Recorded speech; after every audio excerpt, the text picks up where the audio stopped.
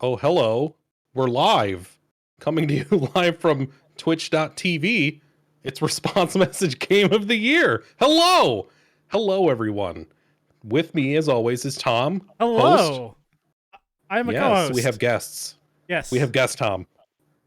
Our first guest from the Twitch internets, Baltimore. Hello. Hello, How are we? Bolt. How are you? I'm very good. I'm just cruising to work, you know, as you do. Just a normal commute for you there in Australia? Yeah, I'm bringing ramen to work today. Wonderful. For our audio listeners, Bolt is in the semi from Mad Max. He's got ramen in the passenger seat, a la Toonses the cat from SNL. It's just chaos. Or it's not. It's Australia. What do you say, Bolt? It's Australia. That's just the way we do it. Yeah. That's right. It's blind guitarists Also with like us? everywhere. Yes.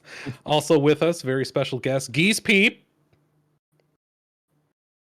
Hello, Geese Peep. How are you? Sorry, the internet just buffered. I'm great. I'm about to grip it and rip it, though. That's fantastic. You grip it and rip it. And I'm going to say hello to Idle Songs. Hello. Hello, Idle Songs. Welcome. Welcome in. Also from the Thank Twitch. you. Yes. First time, long time. It's a true pleasure. It's a call-in show. We're all. I guess Yeah. Tom, is this a cold opening? Are we gonna run the intro music, or what do you want to do? I feel like we should have bantered before if we were gonna do a cold open. Like, Yeah, that was the hottest of hot opens because Yeah. we announced the thing that we're doing. All right. Well, let's get to this. What are we doing here? Who are we? We already know who we are. What are we doing? We're talking about games of the year. This is not a ranking. no, This is a celebration yes, every other of outlet. the games we We're love. not really an outlet though, but every other person, like every games website has already done game of the year, and we're just like, we're not a games podcast. We're a movie podcast, but we like video games and we want to talk about them. Our friends. Yes, that's true. And we often open the show with some video game talk, some hot takes on video games. Maybe I don't know. But we're talking today about video games with friends. So we have an order that we're going to talk about them in. Yes. That order is based upon us not leaving anybody out Mhm. or having someone's game already talked about. So they're kind of like, well, my number one was already talked about, but it's this. So this will flow a lot smoother, hopefully. Hopefully, we also All have right. some really dumb categories. Like Yes. We also have our some guests, surprise our wonderful categories. guests brought categories. Mm, Yes, they did. Yes. They don't want to All share right. a category they brought to like pump up the folks at home. I can do that. What? Yeah, go ahead, Bolt. Weird Twitch, you got to witness. So, yeah, Ooh, stay that's tuned. a good one. Stuff like that. Yeah. Geese, I think we should maybe hear about one of yours. Would you like to share, or you want to keep that a surprise? I'm gonna keep it a surprise, but I I'll just love it. say they're Fortnite related. Ooh, shocking. Yeah. Yay. Fortnite eligible for Yeah. this. Yeah. We're gonna get some Fortnite talk going. Bolt, you can maybe just have a cuppa, pop the feet up, and read the paper while we're doing that. We'll see. Oh, don't exclude me. Well, I think we know your feelings on Fortnite, but we'll get to Don't them. We'll we get to just? them. Yeah. Yeah. Speaking of get to them, let's get to it. Yeah. Let's start talking about video games. First one on this list is a game most of us played. Is Teenage Mutant Ninja Turtles: Wait. Shredder's Revenge. What? Oh wait, never mind. Okay, thank you, Geese Peep. Yeah. Thank you very You much. forgot to introduce Kyle, but then I remembered you did. I sure did. Sorry, that high noon is already hitting me. Yeah, so I will. I'll just do a quick quip about the game, and then we'll hit off on it. Teenage Mutant Ninja Turtles: Shredder's Revenge is an old school beat 'em up made today. I like the art style, and I started talking about it without describing what the game actually is. Sorry, everybody, but yes, it's an old school beat 'em up made in today's modern. What would you say? What would be a good pastiche Modern style. That'd be- Yeah. style? But it's Yeah. still kind of the same, but just with like a little bit more. Yeah, there's leveling up, which is fun to do. I always like the charge moves. It's a fun little animation. I think the reason why we're talking about this game first is it's it's good, but it's A little slight what it is. for me. Yeah, it's a bit slight. Excellent. Yeah, for me too. What's up, Bolt? It's excellent. I played so Please much of share. this game. What do you think Yeah. is excellent? Yeah. I pretty much leveled all the characters. I finished it maybe 10, 15 times. And it even got me boy. into modding to the point where I was editing the Yeah. sprite sheets. And I made 2 mods. One was to make Shredder topless, which was yeah. excellent. Very on board with that. Thank you. Yeah, maybe it's not everyone's thing, but it was definitely my thing. should And I be. guess the other thing was changing all the pizzas to known brands, Pizza Hut, Domino's, and all that jazz. So That's sick. yeah, That's it was- great. Was there DiGiorno? Did you put DiGiorno in there? I don't know. It was more American brands, really. So I didn't really know what I was doing. We don't have Little Caesars and very Papa un- John's and. You guys all have that. DiGiorno is DiGiorno? a very American. Yeah, No, we don't. it's a grocery store pizza. It's a Okay. frozen pizza. I Yeah. wouldn't be caught dead touching frozen pizza, so let's just get that clear. Well, you are not welcome in Wisconsin. You stay out of Woodman's. Geese Peep, did you play this game at all? No. All I'm right. Unlike all of you people, I'm very young and beautiful. So I I don't Fair. like growing up, I knew that the Teenage Mutant Ninja Turtles were a thing and I knew the song, but I didn't ever engage with that IP, so I have like no nostalgia towards it and I also don't have nostalgia towards like old side scrollers like this at all. I didn't really play Right. them. So like this is Double not whammy. appealed to me at all. I sound robotic. A little bit. Yeah, you're A getting little some bit, yeah. clippies and blippies. Wonder why Can that you- is. I don't know. Probably the But- universe telling you that you're wrong about Ninja Turtles. How about you, Idle Songs? Was this a game you played this year?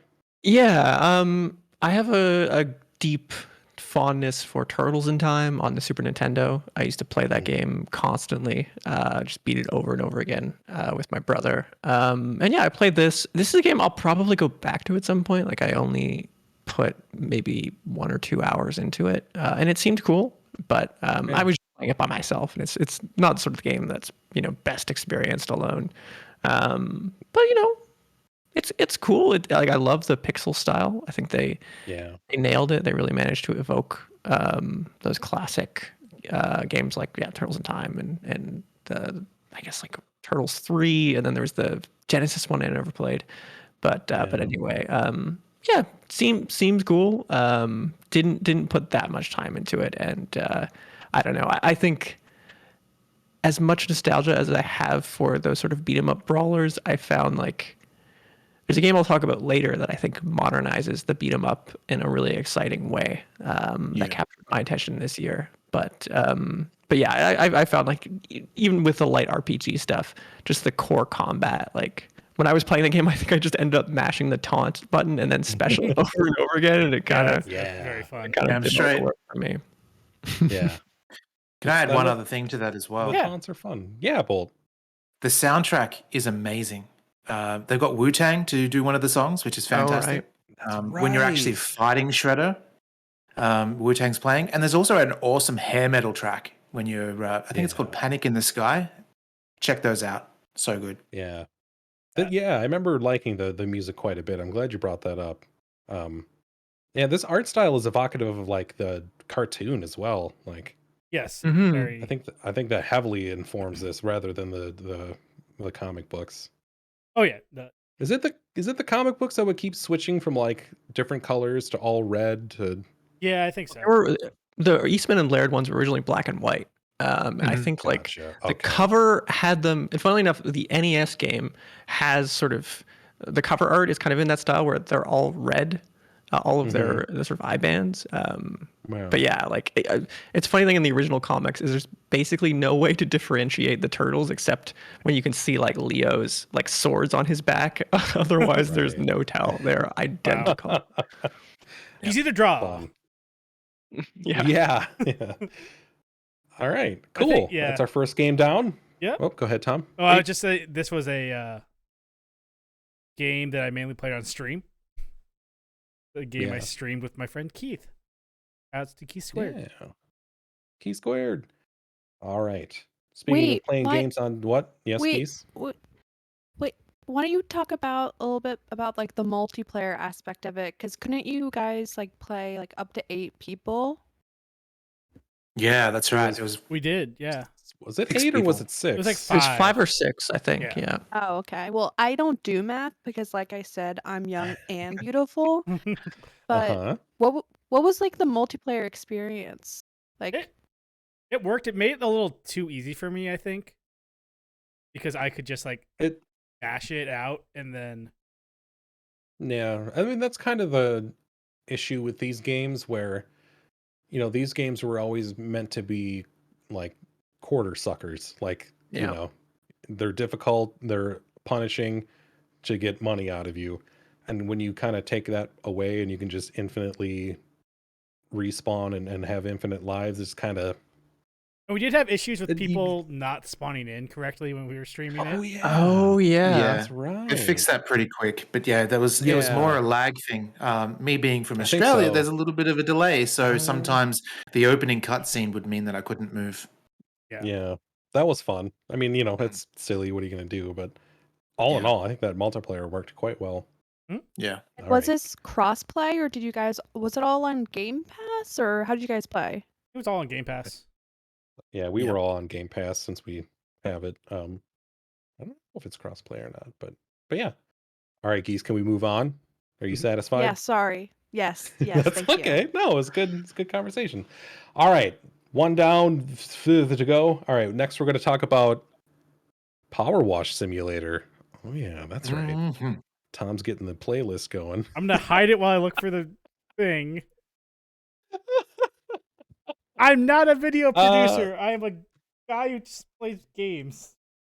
I'll talk about the game while you get going there, Tom. Power Wash Simulator, in the vein of most simulator games, is a game that lets you power wash things. I think this was in early access for quite a while and was it released this year? I don't remember. Yes, it was all around Was it the 1.0? July-ish. Okay. So yeah, if you're watching the video here on screen, it's exactly what you think it is. You power wash things to clean them. Very light RPG elements, I would guess, with upgrading their guns and nozzles and whatnot. But this is basically like all of the fun of power washing without any of the I got Hassle. wet, I'm tired. This is actually Damaged kind of property. This is fucking so loud. Oh my god. yeah. I mean, speaking of loud, I mean the in-game audio, I turned that way down. It's like Yes. it's almost kind of like white noise simulator too, because you're just like sitting there. Like this game might actually like be some kind of weird like backdoor meditation program. Right. 100%. Yes. Make the lines. Listen to the. Yeah, I listen to can't the I can't noise. pee anymore without Power Wash Simulator in the background. You got a nozzle for that, Carl? Yeah. He's got the extra wide nozzle for that. Oh yeah. He's got the Trident 3-tipped one. Yeah, you got to make sure you shake that when you're done with it. Yeah. Mm. I think what's cool about this is Oh, it's yeah. it's almost like a reverse coloring book, Yes. which is Yeah. why it's so satisfying, I guess. Yeah, definitely. But it definitely made me buy a power wash Oh, nice. unit. So yeah, and Rich once you Mr. start Homeowner going, over here. oh yeah, you know. It happens. All right. Yeah, I don't know. I mean, what else do you say about this game? It just kind of It shines when it's done co-op. yes, yeah. I was gonna say the Yeah. multiplayer again, pretty great. Yeah, Having an extra person to do the missions with. I mean, obviously it's going to be much faster, but also what is that, up to like 6 people? Yes. I think That's it's also, 8. it's really fun to get like a big group and you're just like are tackling this giant like mountain or something where it seems insurmountable at the beginning and then you surmount that. Yeah, and then we Big old did thing. kind of a fun meta game with it where, isn't that is Winter Games Done Quick coming up soon? Yes. Yeah. It's in And January. I think they announced a 6-person speed run of this game, didn't they? That's cool. Yep, I yep. didn't know that. Yeah. Yeah, so we preempted that. A group of us, I think most of the people here were in on it. We did like a speed run of a level with a timer in the corner, and I Oh, recorded yeah. the whole thing. Yeah, sped it up and put it on Twitch. Twitch? No, Twitter. There we go. Yeah. That was a lot of fun. A little like fun meta game within the game. But yeah, Yeah, well, my Just- one criticism of it is I wish the career mode could be played with more than 2 people because it was sort of Yeah. frustrating having to break off into solo or duo play Yep. to advance into the later missions. It's Yeah. cool that like you can, when someone has unlocked a stage, you can jump in whether or not you have unlocked it yourself. But even still, like, for the progression stuff, it would have been nice to let players just do that in groups of 6 because it's like, let's not be precious about power washing things. Yeah. yeah. The sanctity of power. You're running a business here. There's no free labor. Yeah, for me, the levels got a little too long. Then that's what I stopped playing. It's like yeah, takes was it like 2 90 hours. minutes? Yeah. Yeah. Yeah. So to say with that Give as and well take is there. it's one of those games where you look up at the time and like 5 hours have passed and you've just been washing. It's like, Mhm. yes. It's an excellent podcast or YouTube game, doing other Yeah. things while Yeah. you're spraying. Mhm. hmm And those are good. Like some people, I don't know. I don't want to say some people. It could be thought of as a detriment to be a game like that, but for me, it's very much not. Like when I'm looking for that, I'm looking for that, and this is one of those. Like, yeah. All right. Are we done with two? We're done with two already? Done with 2. Geese, can we Can I move talk on? about Power Wash Simulator? No, Hop on in, we're Geese moving Pete. on. Tell me your thoughts. Um, Uh It oh. was good. Uh oh. what? Tom, you what? broke everything. Oh, shit. The video. I got All your right, message. sorry. I'll say that. Go ahead. Go ahead, Geese. Um, this is a game I did play. I had a lot of fun doing it. There was some bugs, like for example, the ladder thing where the ladders weren't working for a while. Oh yeah. Um, but overall I really enjoyed it. I agree with what Idlesong said about the career thing. If you could do multiplayer in the career mode, I probably would have finished the game, but I Mm. just like didn't want to like do like clean an entire like rocket or whatever without other people. Yeah. But yeah, like overall I really liked it. I wish there was more like story, like environmental storytelling. Ooh. Yeah. I think that would have Yeah, that been could be fun. yeah. There was a there lot in the back some, half. Mm-hmm. Yeah. Like Oh. at least in like the text messages you get, but I wish there was like more like I wish there was like a murder scene that you cleaned up or whatever. That's just Visceria cleanup detail. Which is an Good actual lord, game. Geese. Yeah, That took a would've been turn. fun. This was also a I good. don't know, Anybody a anybody good- see that one coming? Always with these feet. I- Always about the murder. I don't know. I think like the ability to like add like upload like fan made levels would be really cool. I guess like with it being a Game Pass game, I don't really know what the modding situation like looks like with that. But yeah, I really enjoyed it, and it was best played I think with friends, at least Yeah. for me. You just reminded me of the two best things they did for this game was one, the highlight dirt button. Actually, three best things, right? Like, because they video gamified this in just the right way. One, highlight dirt with a button press.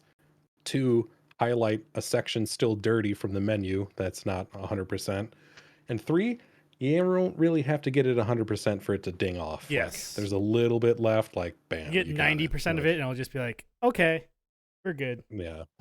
Yep. Those were three very excellent ideas. I can think imagine my- those came through quite a bit of play testing.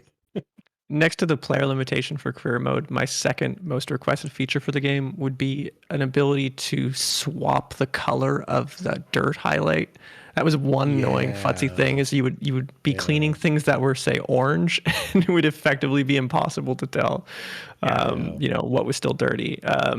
Maybe that's something they'll add in a patch. Like you just like invert the color. Like if there was blue that you could swap to, or even if it were smart and able to detect the color of the the texture that you're cleaning and make sure that there's contrast between the highlight, that would have been great. A relatively minor thing. It's just when you're spending like 90 minutes cleaning something and there's some fussy little detail you can't quite find, and it's like you're kind Yeah. of shooting blind. You're like, I guess I'll just paint over this entire thing because I have no idea where that spot is. Yeah. Or like, I guess like, that highlight dirt is just like a texture or like a layer on top of everything. Like, Yeah, Probably it's could just probably have done that. with some like post-processing shader or something. yeah, I mean, could just throw an inversion on that. So Yeah. it's like anything that turns inverted is dirty. Right, Like, you don't right, even have to right. make it smart. Yeah. I actually heard Awesome. that the devs used real dirt. Oh yeah? Mhm. You think they did field research for this game? Think they got power washers and clean stuff? They Probably. got that high quality Corinthian dirt. Oh, you know what they should have added? Or they should add would be some good. Here's some free advice, free DLC developers of Power Wash. Add oriental rug cleaning. That's a term I probably shouldn't have used. We'll just say add rug cleaning. You born in the 70s or something? Just hey, look. It's a We all know he term. was. Yeah, we I all was born in the 1870s. All right. Is this next game supposed to be on this list? I think this is out of date. What, Idle Noida? Songs, you added this one, Noida? Yeah. Yeah, you told me there were no formal year restrictions, so I put this You on know my what? list, and it ended Keep up it here. on. Yeah, it's just going to be the Idle Song show talking about Noida. Yeah, and I won't shed too much mouth ink Oh, this game. Yeah. on this, but yeah, it's Noida describes itself as, quote, a magical action roguelite set in a world where every pixel is physically simulated, and that's kind of one of the core neat aspects of it is just the physical simulation. It's like every grain of the environment has physics associated with it, and so it's very simple. It's kind of like, pixel art game, but like under the hood, it's actually quite technologically complex. And I can tell you, it runs okay on my Steam Deck. Cool. But yeah, it's a game that like was in early access and in development for a very long time. But yeah, and I played it briefly in previous years, but funnily enough, like my internet went out one day, and I had just a small collection of locally installed games on my computer, and I had a friend over, and we ended up just I just booted up Noida kind of on a lark, and we both like kind of really got invested in it, and it just became a tradition where I was playing it, over long stretches, like every other weekend or so. And it's a game that's like, it's about systems interacting with systems interacting with systems. Like there's this very sophisticated and deep wand configuration system where you can carry multiple wands, and each wand has a different number of spells associated with it and different properties, and you can reconfigure the spell order, and there's so many different combinations, and it was something that like I put 80 hours into, but I would learn something new almost every time I played. I would say it's pretty dense and inaccessible and brutally difficult, particularly at first, and it doesn't really go out of its way to explain its systems very well. But it's one of those games that you can kind of like, it is like a dwarf fortress in a platformer. I was just going to Okay. bring Kinda. that up. Yeah. Like, yeah, this is, yeah. Yeah. Is That's and yeah, super cool. it level based, or are you just kind of like just going through like one run in like entirety? it is very much a rogue. The light rogue aspect is very light. Like there are these collectibles you can find that will sort of what is that, Binding of Isaac style, will like expand the pool of drops that you have access to. But it's pretty slight. Like the other thing you do is like add a new fish into the area between areas. Like there's this sort of hub area that you return to after completing it, and when you collect these special collectibles, the number of fish there increases, which has absolutely no impact on the gameplay other than you can be like, there's 8 fish now, that's cool. Hey, it impacts your enjoyment.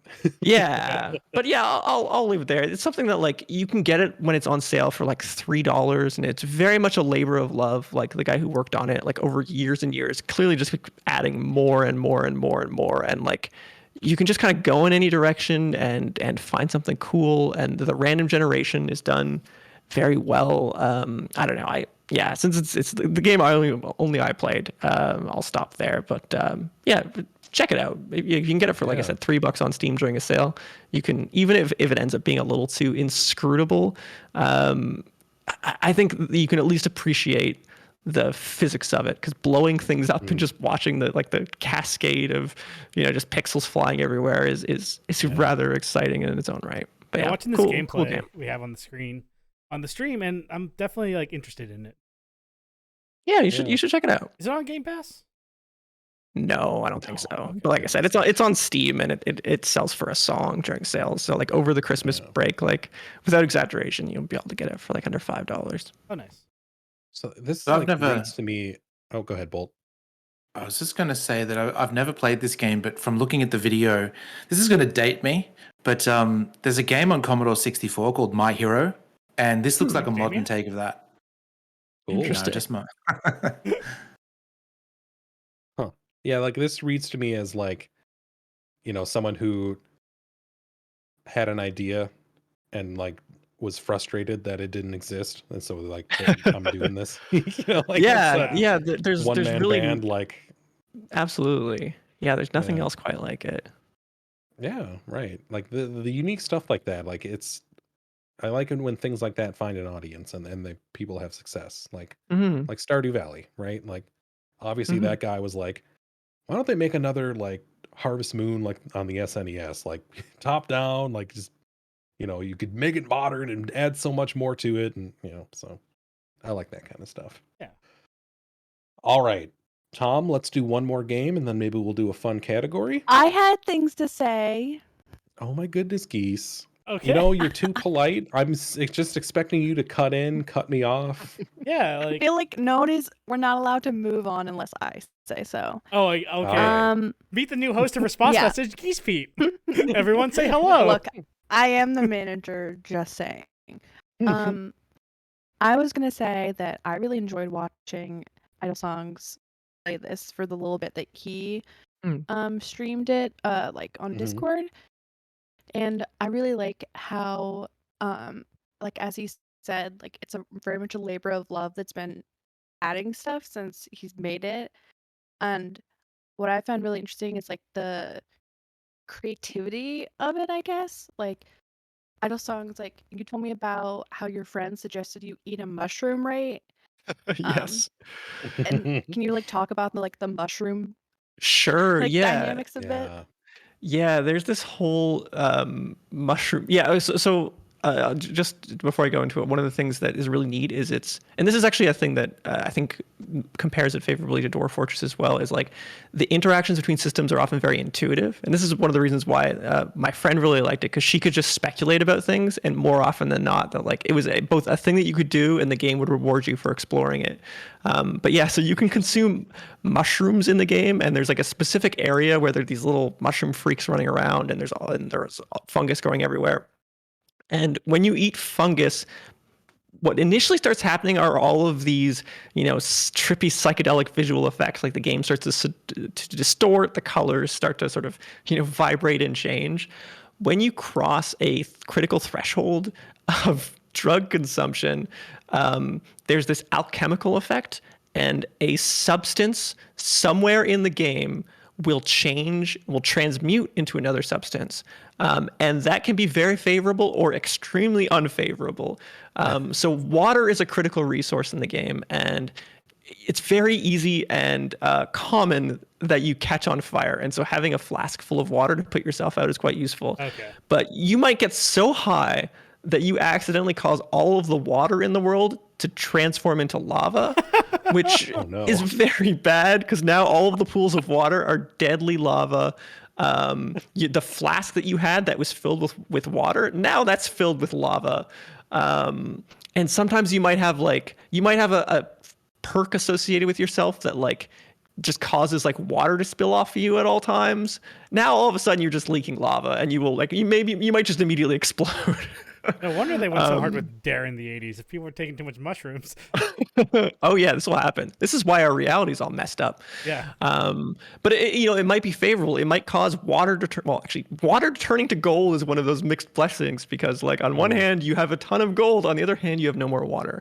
But you might transform lava into water, would be a beneficial thing, or like there's like a slime that slows you down. You might transform that into a mana potion that causes your mana to constantly be full. So it's a big risk reward, and like there are certain areas that you can only unlock by rolling the dice on that. Like there's these huge lava pits, and there's no way to diffuse lava, but if you transform it and it becomes water, then you dive down into one of those pools and you find some special cool item.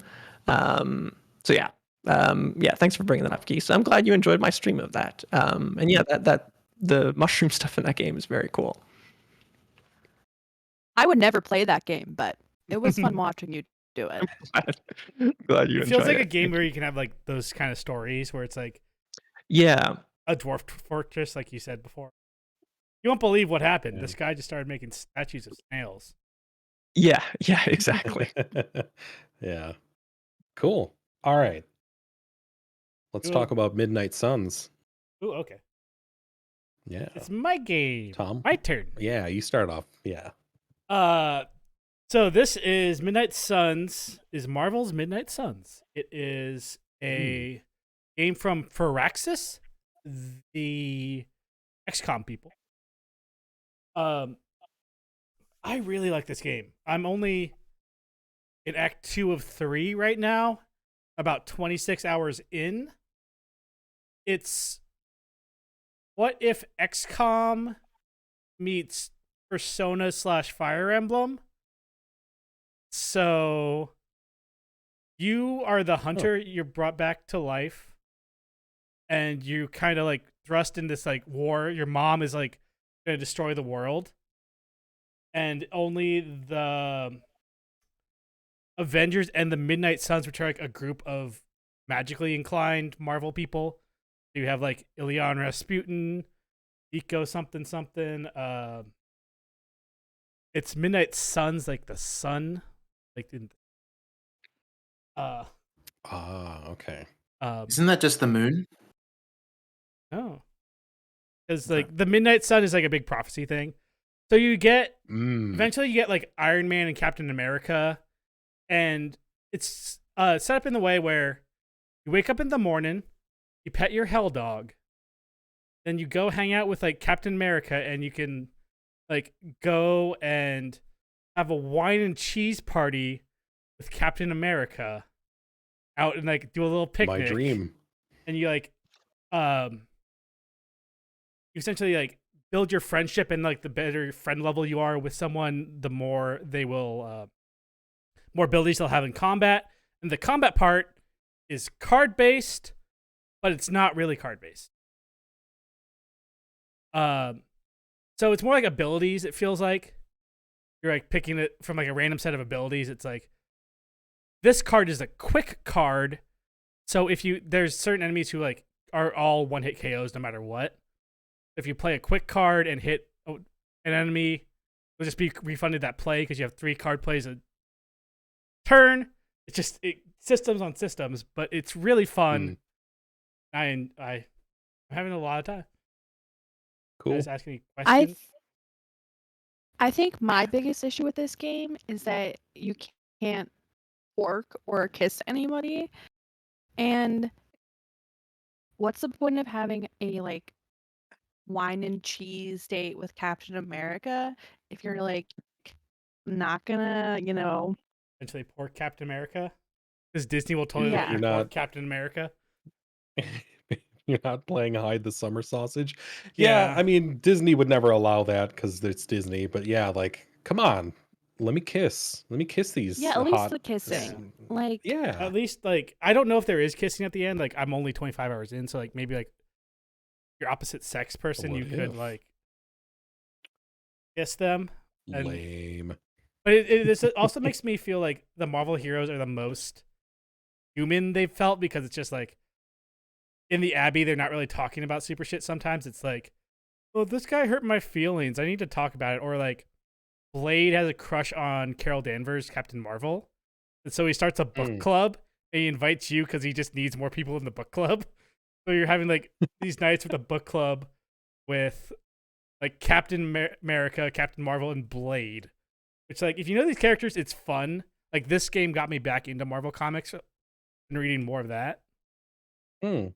I have a question. I can gotcha. you?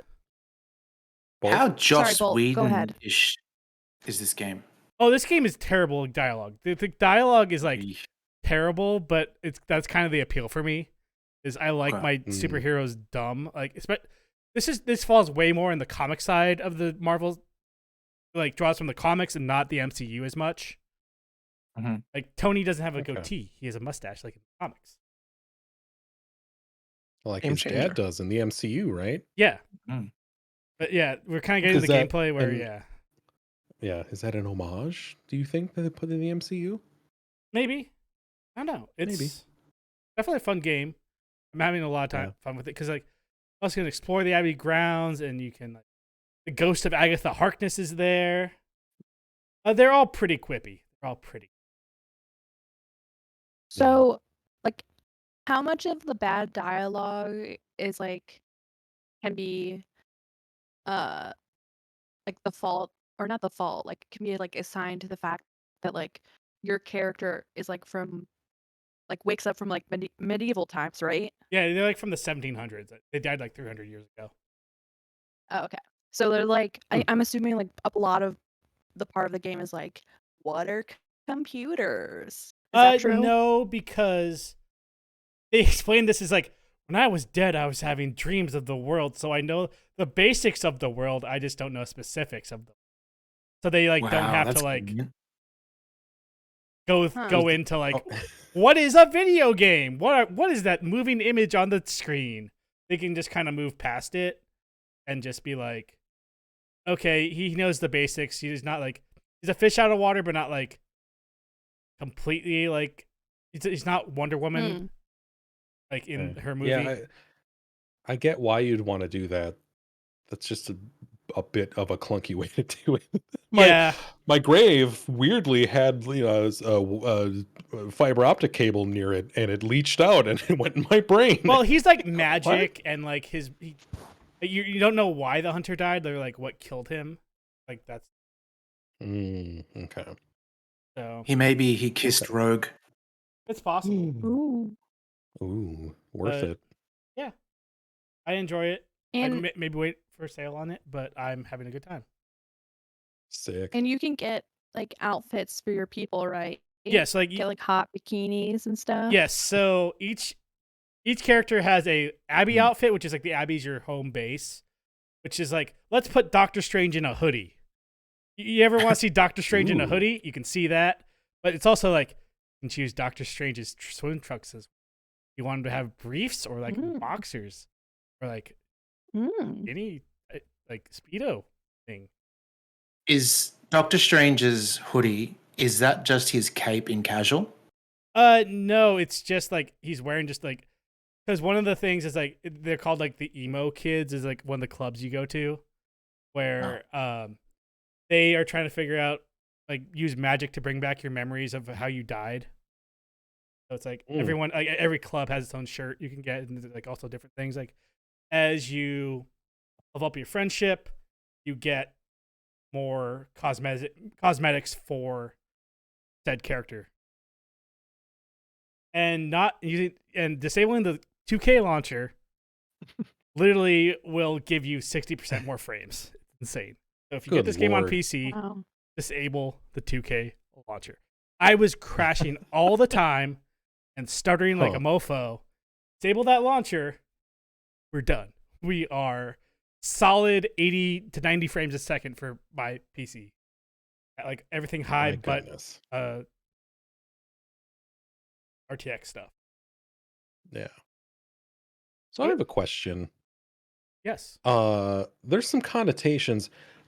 Your home base is an abbey. Yes. So is this like, is Marvel, is this a religious cult? No, well, because it's Or are they just it's like using an an abbey old in abbey? Salem. They're just using it.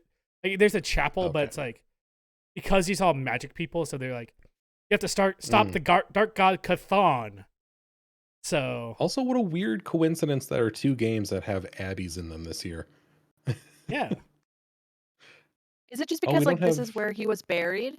yeah, that's where he was buried, and that's like also Nice. that's where he Okay. grew up was because like the Salem witches are like a thing in the Mhm. Marvel universe. They're all based all around this abbey. Oh, we know. We saw Oh, WandaVision. so this is Tom. in the U.S. Yeah, yeah. So you're like going to Wow. Oh, okay. So now it makes sense why it could be like from like the 1600s. Okay. Okay, like cool. you're in like Also, a pocket I don't- dimension of Salem, Massachusetts, because your Okay. mom's fucking up the world. But the Puritans didn't Interesting. have abbeys. It's Marvel Comics. They have a different history. Okay, fair enough. Break it up with them, geese. Sorry. Hand wave, hand wave. All right. Cool. All right, we're 5 games in. Did we do a Let's little, go- a couple fun dumb categories? Yeah, let's do that. I would like to do one of Geese's. Can we start with your second one, Geese? I think that's a Yes. good Do we want beginning. the list on screen? Okay. What a great I have question. the links of them. You can just open all the links Ooh. and like go Yeah. through them. Good idea. Why don't you tell us the category as Tom gets a little setup done? Okay.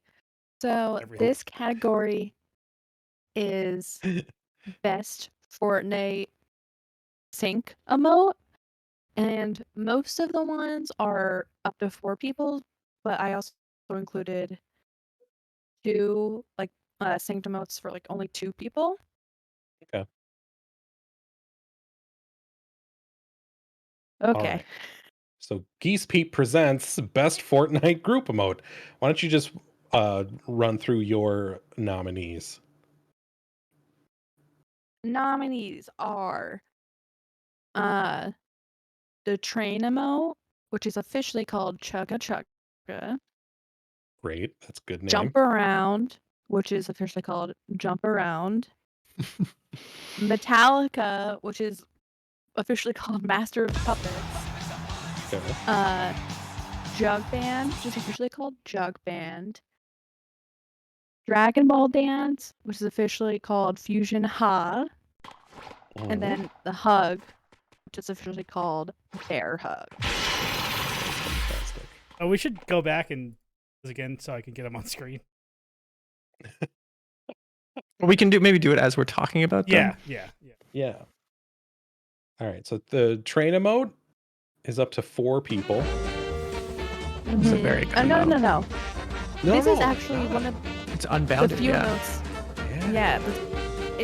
Which is why I think it should be number 1 because everyone can join it, and it's always funny watching like Master Chief like crouch in like a little train car, Yes. or like anybody else like. And it's the most like magical experience, like when you're in the lobby and you do it, and like other randos join. Yeah. Definitely. I think like the longest train we ever got was like maybe like 10 people. And I don't know, it's great. A very good train. It's a classic. I think it was one of the Yeah. first like emotes I bought. Mhm. So Yeah. Just so if I think we can anyone's not kinda- aware, we are all super Fortnite pilled right now. Except for Bolt.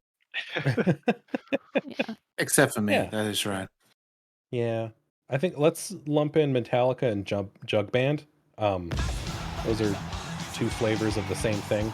Yeah. Metallica plays Master of Puppets. Jug Band, I think, does Poker Face It's Bad Yes. Romance or Poker Face. or Bad Romance, one of the 2. So it's that's the 4-person one. So one person starts, 3 more can join. They all, join their instruments. It's fun. It's a lot of fun. I think that one of the best things we did with that is we did the Jug Band when we won a Crown Victory Royale at the end. Yeah. That was great. Yeah. That was a lot of fun. It's a high pressure kind of thing to try and synchronize because you've got that narrow window Where you can between still have when you mode, yeah. win and when you lose control. Yeah. If you can Yeah. pull that off, chef's kiss. Mm. Very satisfying. Yes. Yeah. And then is Jump Around? How many people can join that? I think that's unlimited That's as well. another. Yeah. Okay, I think that's cool. like second place because of that, and it's just like Yeah. it's just so fun, like having like a group of people just doing that. Yeah, definitely. You'd Yeah. get high marks in Wisconsin using that emote. They do that at the local university games. They play that song and everybody jumps around in the stadium. It's pretty cool. And I've heard it's like the way to like get people to stop killing you or jumping around like in a solo game. That's Tell you great. right now, Those I would gun them down for that. There you go. We all know what kind of player Bolt is now. These last two, Dragon Ball Dance and Hug, are a two-person one. Dragon Ball Dance is the fusion dance. Fusion Yes. Ha. yes. So the thing Goku learns at some point from people in heaven. That sounds right. He also learns how to hug. Learns how to be a father. He never learns. Yeah, no, you're right. Oh boy. All right, let's not get into Dragon Ball talking. And I really like the Hug just because it's the closest we'll ever get to kissing. Mhm. Mhm. Is Epic or Cowards. Yeah. Like, So you don't think they'll That- do a make out one? because then you could have No. like No. Goku make out with All Might or like Mm. Captain America. You Make could have out siblings with- kiss. Like Sounds good. Leia and Luke. Mm. Even It though they happened did in that the in the movies. Yeah. I like the hug too because, and this is cheesy, Aaron and I like to do the hug emote. So we're long distance, and I don't see It's him true. often. Oh, And so I like to but- we usually play Fortnite after like a long day, and so I like to give him a nice little Fortnite hug. And you could me. you couldn't touch in real life anyway, so Yeah, that's the no. closest Never. you ever get to Exactly. physical This contact. is Yes. exactly. Yeah. Exactly. Mm-hmm. You know, if they added smooching and I could, as a T800, kiss Robocop, I'd be there in a heartbeat. I know. I please, know. please write that fanfic right now. You Yes. can leave the call. You're excused for the rest of the podcast. All Get right. working on that. AO3.com, Robocop T800. Let's. You know Someone it. throw money at this man. Make it happen. Oh my goodness. All right. Do we want to do one more category or we want to get right back into games? Let's I think do we should one get back to more. games. Or- okay. Oh no, Yeah, it's up let's to you. get back to games. We got quite a few to get through. Okay. Good call on that. The next game on the list is Potion Permit. I think I'm the only person here that played this game. Yeah, you talked about it a little bit on the podcast before. Yeah. So this is a bit of Stardew Valley. It's got some puzzle game elements to it. It's got crafting and collecting. It's got romance, but it's not that deep of romance. Once you get someone's like once you get your relationship like up to the highest level and you start dating, it's not very deep. This is a kind of wide experience, shallow depth game. It's very engaging. I liked it quite a bit. I spent probably a good 25 hours with it, enjoyed all of that time. But kind of near the tail end of it, it was just kind of apparent like, all right, I see where this is going and I see like end goals and I could do that and it'd be fun.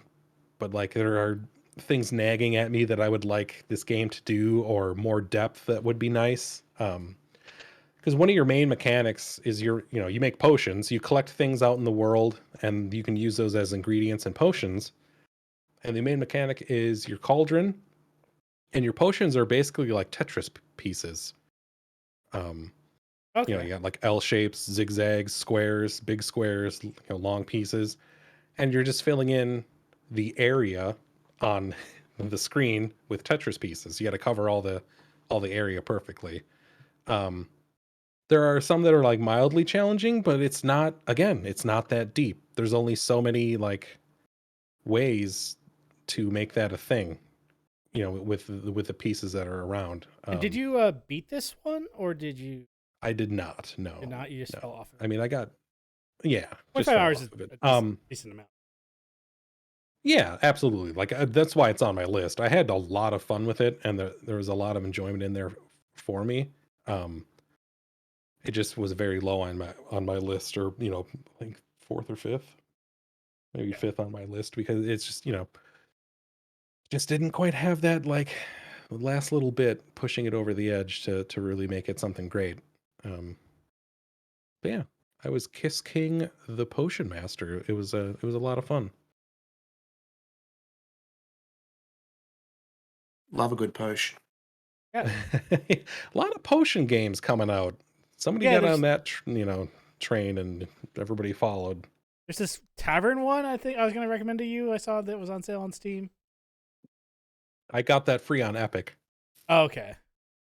Yeah, I was playing that the other night. I don't think you were in the call, but yeah, that's early access. That seems like it could be fun. Mhm. Very similar vibes, collectathon, crafting, but also like restaurant management sim. Just like, all right, that's yeah, that sounds good. But that's not on our list, Tom, so we can't talk about it.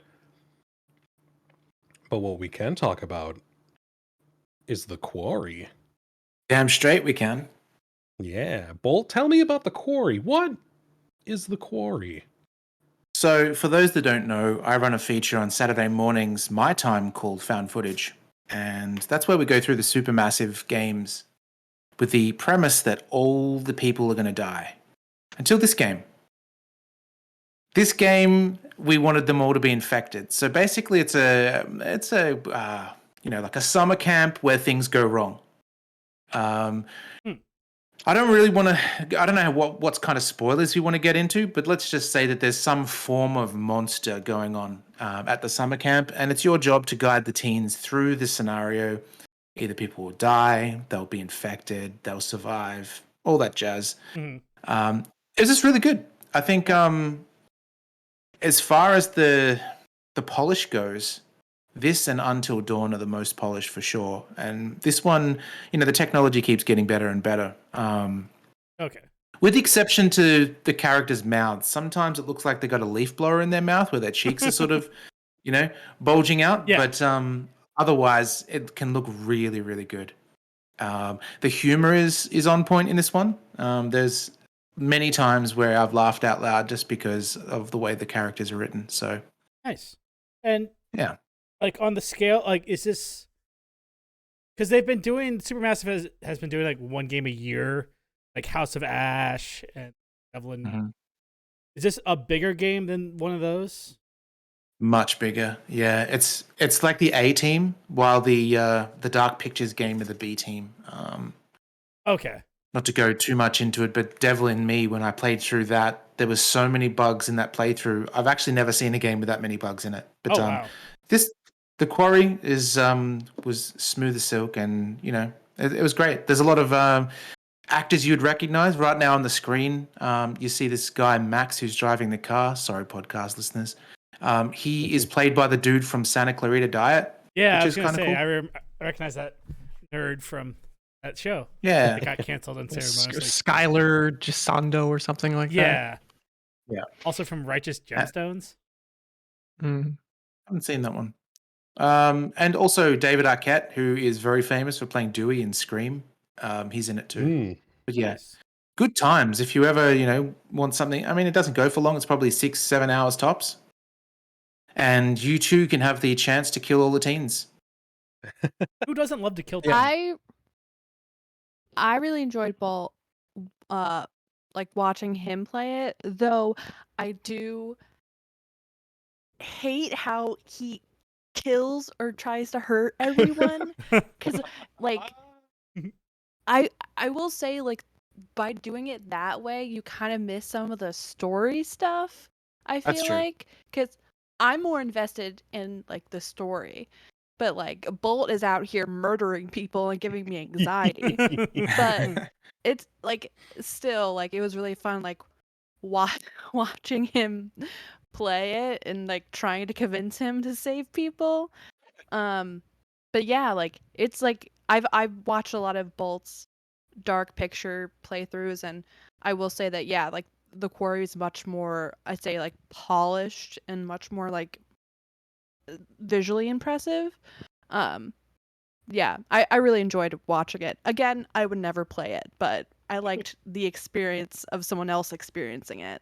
Mhm. Yeah, same. I have not played this game, but I think I've watched 3 full playthroughs of it. Oh, I wow. watched a healthy amount of Bolts. I watched Nextlanders, and I watched Waypoint. And it's very fun to watch multiple playthroughs too, and just to see how things unfold differently. Absolutely. And I completely agree. Like particularly watching this alongside what is that, Devil in Me, the other supermassive one, Yes. which I think is maybe the weakest of the Dark Pictures games. So Agreed. it's probably the sharpest juxtaposition in terms of quality. But yeah, like I love all of their shitty teens. Like everyone in this game is like so well rendered, and like they do such a great job of like just getting the humor perfectly, where you're like these are such shitty teens, but they're kind of lovable. Like Dylan is like, he's this like very sarcastic kind of character, but who has like this sort of interesting depth to him as well that kind of unfolds as the game progresses.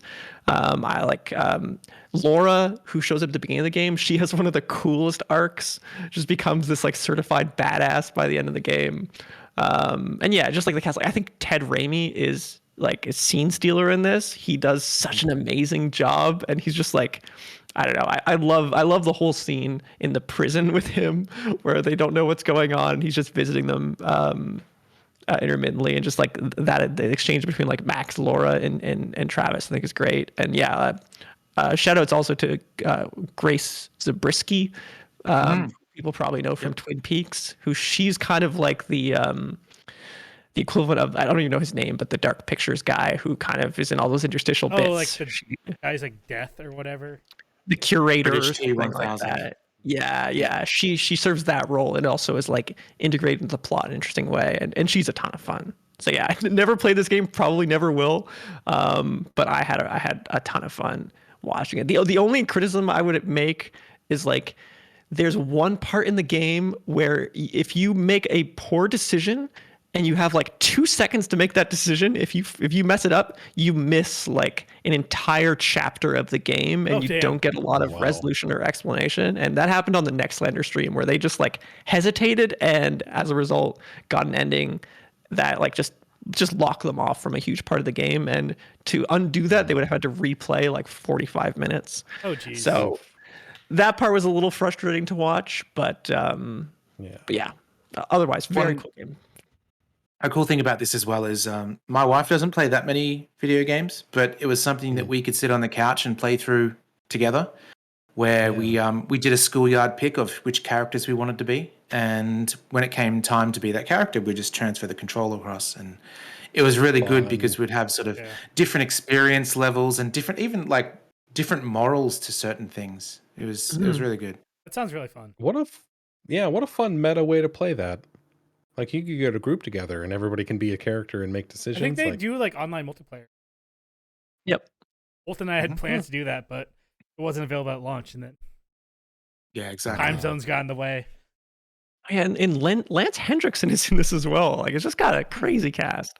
Oh! Speaking of crazy cast, this is the biggest one. If you guys have ever seen the show My Name Is Earl, and is his brother or his cousin or something, the big guy? Oh yeah. What's his? It's like Ethan Suplee, I think is his real name. Yeah, Ethan Suplee. Yeah, he in that was a very large man in overweight style, but now he's jacked. I don't know if you've ever seen him, but pictures these days, he's lost all the weight and he is so buff, and he's the hunter in this game. Not many people realize it. So there you go. Nice. Sick. The Quarry. A rockin' good time. Yeah. All right.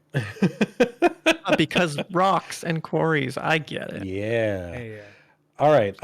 Next on our list, Cult of the Lamb. Geese, can you start us off with this Cult of the Lamb talk? So, Cult of the Lamb,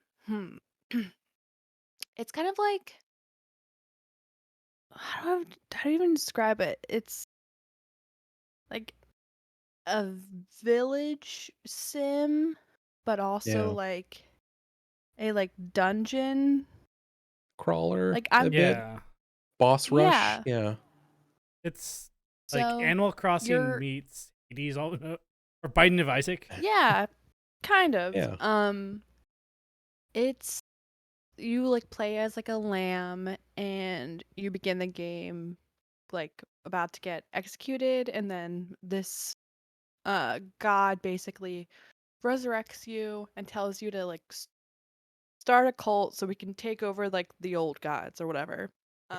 Is it the opposite of the? I think it's like supposed to be the devil, right? You're working for Like the the devil. one who like falls below, or I believe is the Yeah, like Okay, that's like why an I was thinking eldritch devil. god Okay. or some.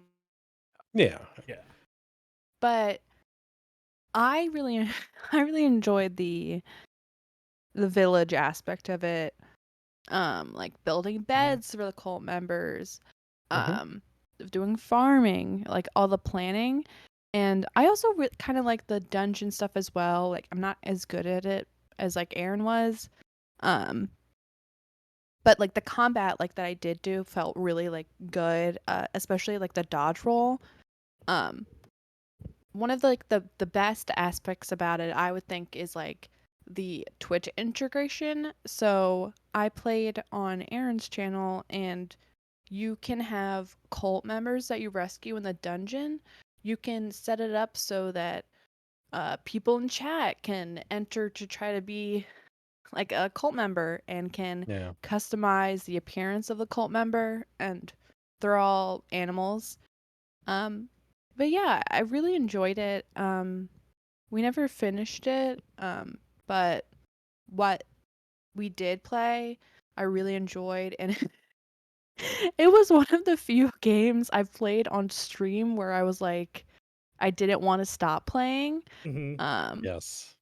I think part of that is because whenever I'm on Aaron's stream, we're usually playing like a bad horse game, but like regardless, Yeah. um, I really enjoyed it. What do you think, Aaron? Like, what you played some of it, I know. So Yeah, I what played a did little you on my enjoy? own. Yeah, I played a little on my own without like streaming it. Um, which is fun and is a good time, and I think could be completely like you take all of the Twitch integration out of this, and it's still, I think, as good. Like the Twitch integration is kind of like a cherry on top.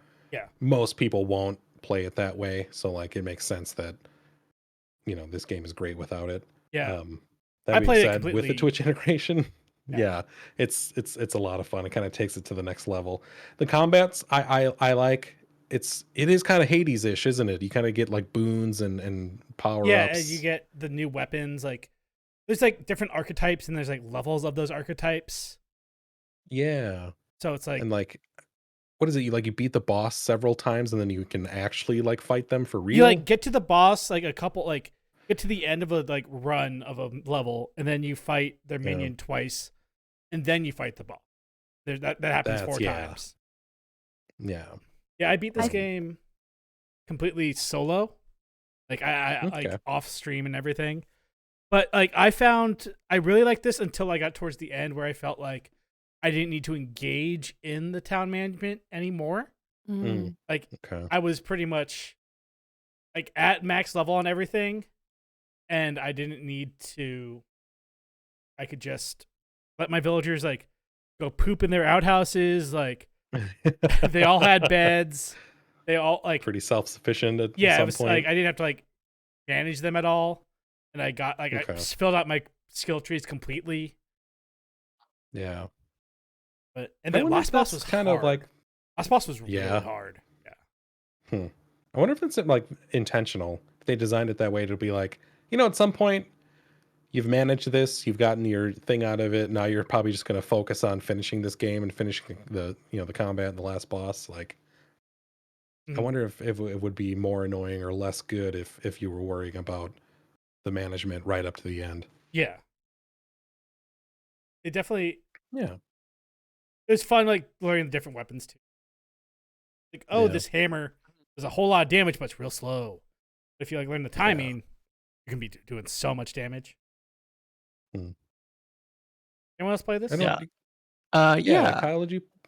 I did. I put like 6 or 7 hours into it. It was like my nighttime game where I would put a couple of hours into it before going to bed. And yeah, I quite enjoyed it. It's something that like I put down and like just never came back to. And it wasn't because I was like disgruntled about it or anything. I just got distracted by other things. But yeah, my feelings map to a lot of what's already been said. The one thing I'll just shout out is like great sound design. I'm a sucker for kind of like cute but slightly sinister kind of sounds, like kind of in the vein of like Hollow Knight, or just like the oh no, that kind of like almost like Zelda-esque, like emoting rather than spoken dialogue. I'm a huge mark for that sort of thing, and just like the aesthetic overall. Like I love that sort of it's almost like a pop-up book kind of aesthetic, like sort of visual collage style. Like Very Paper Mario. yeah.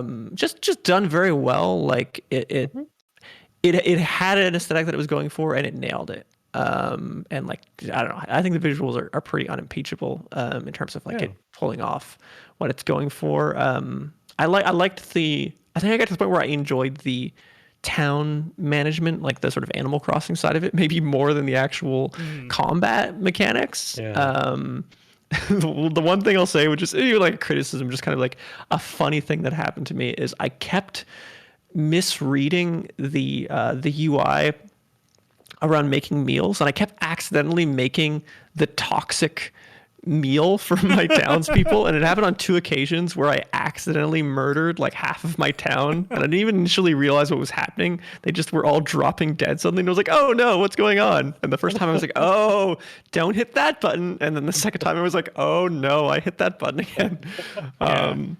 So yeah, word of warning, don't accidentally poison your villagers.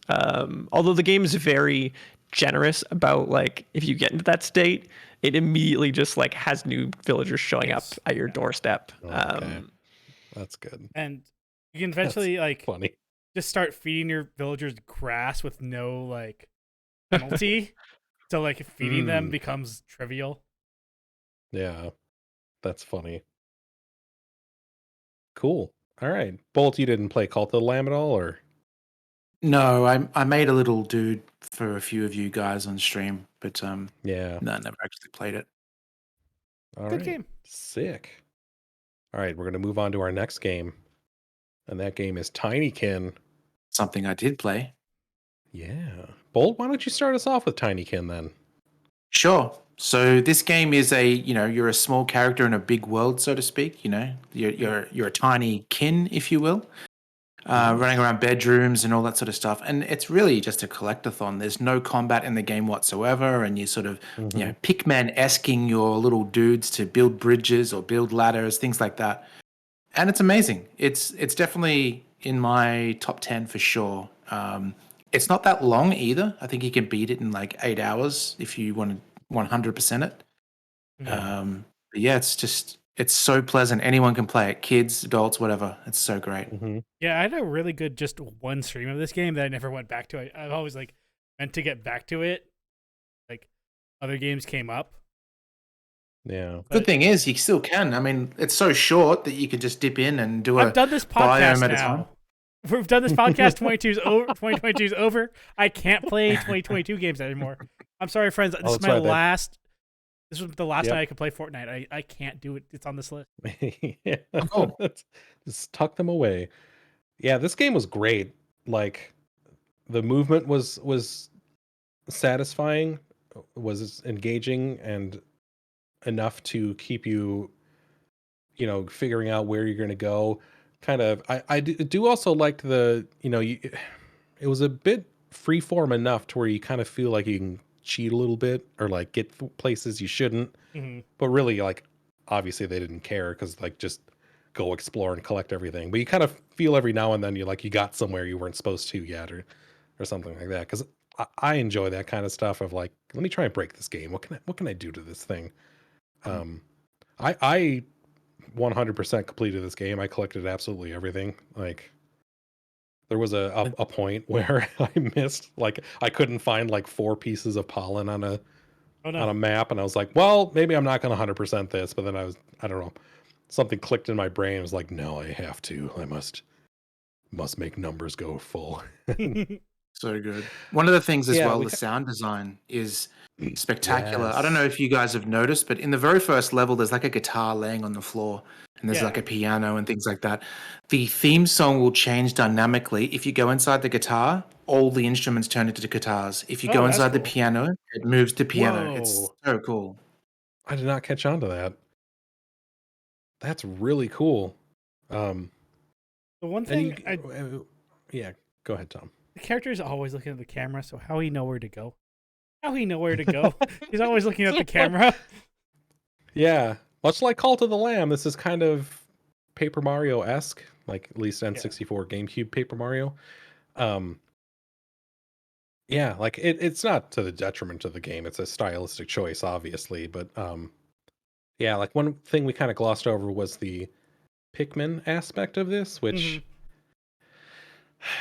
is, you say it's like that, but it's also not. Not that I'm saying like you're wrong, Bolt, but I'm just trying to like I'm thinking out loud of like, yeah, you're collecting these little dudes and whatnot, and like that's a achievement in and of itself to collect every single one of them. But yeah, I guess that is just the kind of best shorthand way to talk about like they each have specific roles they play and things they can do, and you know you're running around using them, you know, the way you need to. Like, Would they qualify for a best little freaks? Yes. I think so. Yeah, 100%. absolutely. Yeah, pop out. Of Maybe it might eggs be like worth- little weirdos. Is it worth going into what the colors actually do to give people an idea? Like there's like purple ones or ability, yeah. magenta colored ones that allow you to Yeah. move objects. There's Mhm. blue ones that allow you to chain electricity to power on, you know, like devices and things like that. Yeah. Is yellow builds bridges, and there was Yep. another one, green, I think. It's stacked. Green is the ladder. They do big stacks of They stack, little, yeah, like a little man ladder. stacks. Yeah. Yeah. So yeah, it's I don't know, Oh, it's just charming. Like, It there's feels also the really soap good. skateboard. Oh yeah. yeah, oh yeah, the soap skateboard. Yeah, like getting around these levels never feels like a chore. You know, like they're big enough, vertical enough, like diverse enough, and laid out in a way that you know, if you feel like, you know, oh, I got to go back over there to unlock this part, it's, you know, I never certainly felt like, oh God, all right, here I go. It's more just like, oh yeah, I got to run over there. So yeah, I think the level design in this game is absolutely fantastic. I'm just a sucker for a little guy in a big world. Me too. Yeah. Yeah. It's a great concept. Yeah. It's going to come up I later in will- this list. Yes, Keith. I will say that it was kind of hard to watch you play this game because I kept seeing pollen that you missed, and like it was Yep. just so frustrating to try to explain turn around, and you were like already like over somewhere else. Yeah. But it looked really cool, and I know you really enjoyed it, and I know a lot of people really enjoyed it. Like, I don't know if I will play this game necessarily, but purely from someone watching someone else play a video game, like this isn't the best like a video game to experience solely just like passively by watching someone play it. Yeah. Definitely a Which is feel. why I didn't stream a lot of it. Like, it's just one of those, yeah, like go experience it for yourself. Watching it isn't the fun part of it. The doing is. And the game. also, yeah, sorry, go ahead, Tom. It's on Game Pass. Yes, that Yeah. too. So that's always the great part. But also, I gotta say, like, there is story in this. There's environmental storytelling and there's straight dialogue, which I actually kind of skipped quite a bit of the dialogue. I wasn't super interested in it. Kind of wish I had paid a little bit more attention because I really like how this game ends and where the story goes. Like, I thought it was very charming, very good. Because the setup is Is- like you're on from an alien planet and you're going back to like Earth that was lost, but now Yeah. it's found, but you're a tiny dude. Yes. Yeah. Yeah. It's I won't spoil it here, but it's a ending that made me like start playing again right away. Like I didn't run through a second time completely, but it certainly was like, what did I miss? Like what hints were dropped? Like it's one of those kind of fun like I should have engaged with the story more, because this was, even like the small amount that I did engage with it, that ending was enough to kind of pull me in and want me to pay attention to the whole thing. Yeah, that was another thing about it watching you play it was you skipped the dialogue. Yeah. Mhm. And like I'm such a story person and like that's what I'm invested in and like when I watch stuff. So I Just guess have what to I'm read saying quicker. is well, I can't read that fast. Yeah. But yeah, I guess what I'm saying is like don't watch Aaron play this game and Brutal. just play it yourself. Don't watch anybody play this game. Just play it yourself. Yeah. The tiny. All King. right. That's Tinykin. Yeah. Unless anybody has any little last thoughts. All right. So let's do one more. Let's take a break Yes. and let's do a category. All It's right. gonna be a Up bolt next on game. this. Yeah. Up next on this list is Return to Monkey Island. Mr. Damn straight it Baltimore. is. Hell yeah. Yeah. Tell me all about this. So those that know me know that I'm a massive fan of adventure games, point and click adventures, especially. Even so, I've got a feature on Thursday tonight. Even I'll be streaming tonight, Ooh. where we play point and click games. And the game before the one we're playing now was Return to Monkey Island. I've been waiting for this for a long time. When it was first announced, I was super excited, and then you had the internet scream, cry bloody murder over the art style, which when the game comes out and you play it, it's actually fantastic. The art is so Oh. good. So it continues on from Monkey Island 2.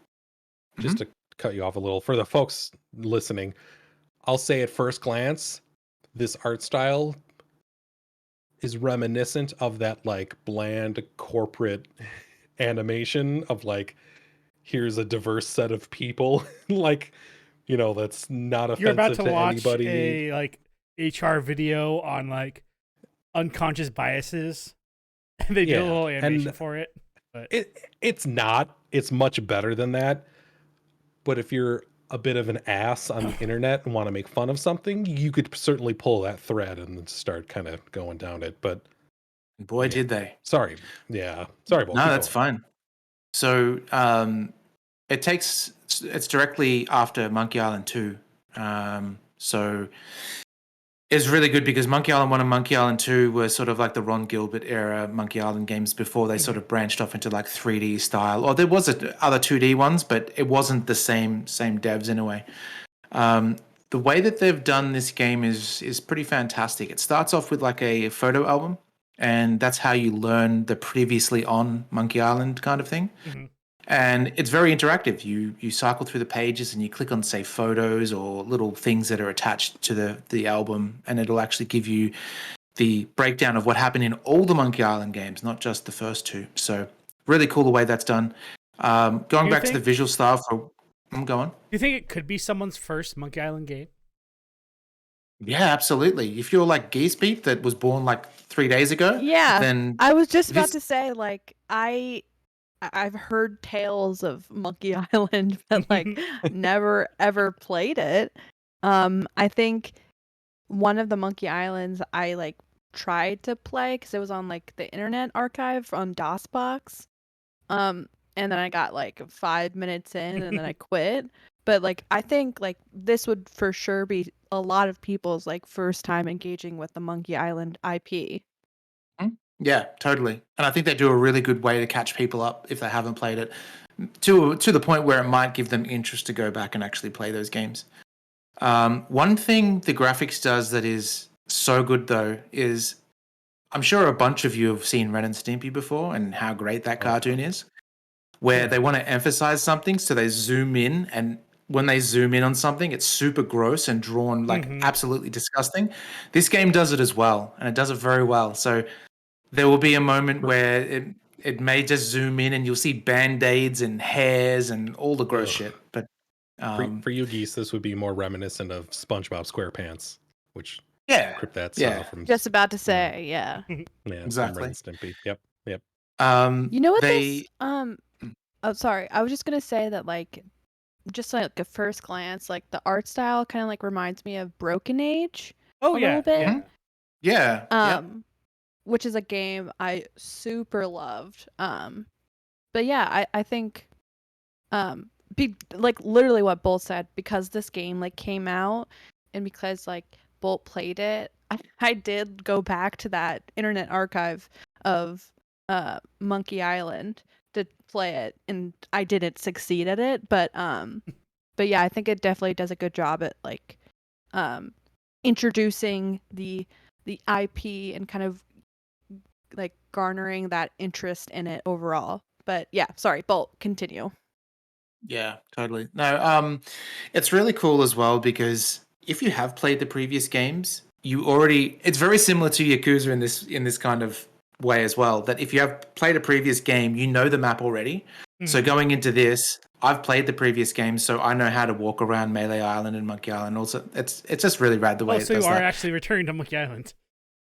Yes, you do at some point return to Monkey Island. They're not lying. There is first of all, there's a really funny joke. The way the story's done is it's Guybrush, who's the main character, telling a story to his son about the real secret of Monkey Island. And you find out his son's name is Boybrush, and I think that is just a very funny joke in itself. That's pretty. Finally, the last thing I'll say about it is no, sorry, I'm bringing this to a screeching halt. What? Boybrush. That is the stupidest shit. Exactly. And that's the humor in this game. It is so stupid. Oh, that's fantastic. It's really great. You say that setup gives me like the Indiana Jones TV show vibes, or like, let me tell you about my young years. Yeah, it's pretty much done that way for sure. Yeah. That's great. The final thing I'll say. What's that, Tom? I was just making a call back to Mutt from Indiana Jones and the Kingdom of the Crystal Skull. Oh, when you do beat the game, there's actually a letter that you find in the photo album that is written by Ron Gilbert and the crew of Monkey Island.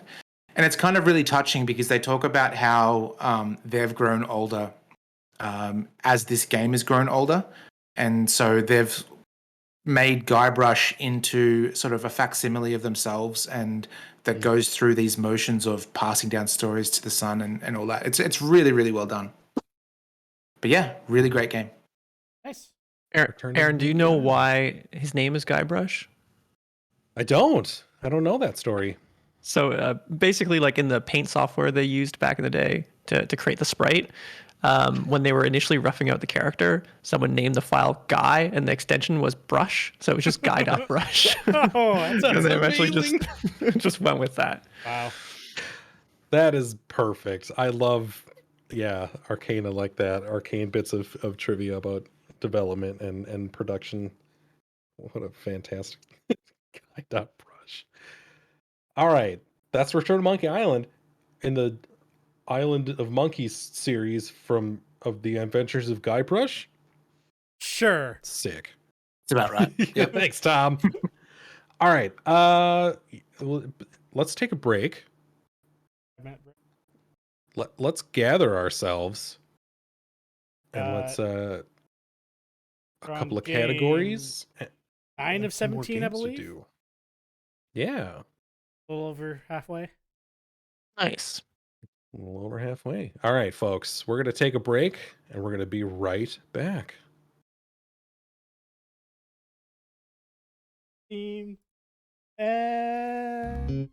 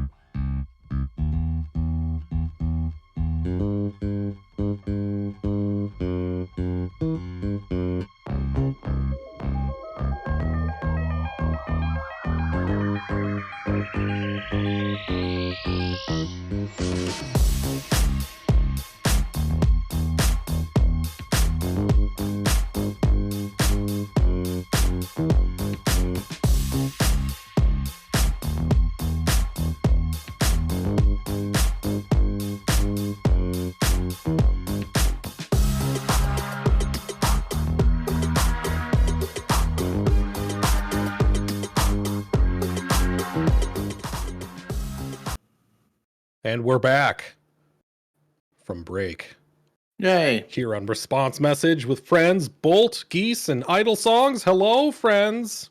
Here's friends. Cheers to friends. We've got cheese and beer, pretzels, lactate. No lactate from Geese. Geese has gone silent for the rest of the show. It's been real nice having you, Geese. He's in pretzel Hang mode on. now. Sorry, He's one in pretzel second. mode. He's Yes. just going What is pretzel this? mode. What is this lactate you mentioned? Lactate. It's Oh. for people who are lactose intolerant. Yes. Gotcha. So you don't have spray poops after having dairy. Good to know. Yeah. do you call them sprays in Australia? Green apple splatters. I'm so glad I asked that question. All right. Speaking of Kyle, Wait. let's do your category. This might be one of my favorite ones. Yes, on let's, this list. let's Yeah. deviate from all of this deviant conversation into something Yes, wholesome, let's get Yeah. something for wholesome the and holy. children. For the children. Yes. Yes, this category called Best Little Freak, What a which is a great category of my design, rather haphazardly. So I guess like this category was mainly inspired by playing God of War Ragnarok, and I enjoy that game quite a bit. It appeared on my list, but the focal point of that game was all the little freaks that surround you. Now the first person here is not from God of War, but we can't talk about a list of little freaks in 2022 without talking about Elden Ring Poop Guy, The loathsome dung eater. the loathsome dung Um, eater. Yes. So before we dive headfirst into this Yes. pile of dung, let's maybe, does You want a it- definition of does little- terms? does little freak mean something negative, or is it No. pejorative? No, it is not pejorative at all. It is Okay. favorable designation. We love our Love little it. freaks. We Shout love out them to very Natalie much. Watson. There we go. And her little That's pics. the energy. Yeah, no, this is not we're not condemning these little freaks. We welcome them with open arms. They are Yes. the characters that really define our games. You got the main characters, you've got the secondary characters, and then you've got the little freaks who, they don't get as much screen time. They don't demand as much screen time necessarily, but they're the ones that really define Memorable. the experiences. Yes. And so Yeah. Poop Guy here, what stands out about him for me is how unnervingly real all of his dialogue is. Like there is something so uncanny and disturbing. We still love our little Poop Guy for it, but like it's just he has the feel I've never experienced in the game before of some unhinged person running up to you on the street and just saying a bunch of deeply upsetting, unnerving, and confusing things. Like he really just embodies that in a way that you're like, damn, like I don't know what I'm supposed to feel toward this thing. I don't know if he's gonna attack me or hug me or something worse in between or beyond. Who can say? But was very memorable and was very freaky. Yes. So yes, that's what anyone else have anything to say about the loathsome dung eater? Yeah. Go You ahead, go Bolt. first, Tom. You find him in a sewer. I'll say that. And that's where he's eating. He's eating good in the sewer hood. So correct me if I'm wrong on this one, because I'm pretty sure that the lore of this guy is pretty foul, to the point where he would torture his victims so much and then eat their poop. And that's Sounds how about he right. get power. We love Yeah, our little so he is- freaks. So he is okay. I was wondering why he's Poop Guy, and I asked and answered. He's a loathsome Oh, dung yeah. eater, is how he's described in the opening Mhm. cutscene. What a great one to start with. Yeah. Yeah, What a- This is kind of like this. Maybe like, is this the reason why you made this category? This no. particular character? The Poop Guy, he challenges your definition of little Okay. freak. He is kind of on the fringes. It is where he I most wouldn't call him enjoys like being. little so much. He's just kind of a freak. No. Yes, he leans into the freak, less into the little. Oh my! Does he have a head? He's got a helmet. thing. He's got Okay. these sort of weird fungal boils all over his armor. I think the All beauty is as well, you can become Poop Guy. You There is an can. ending. Yes.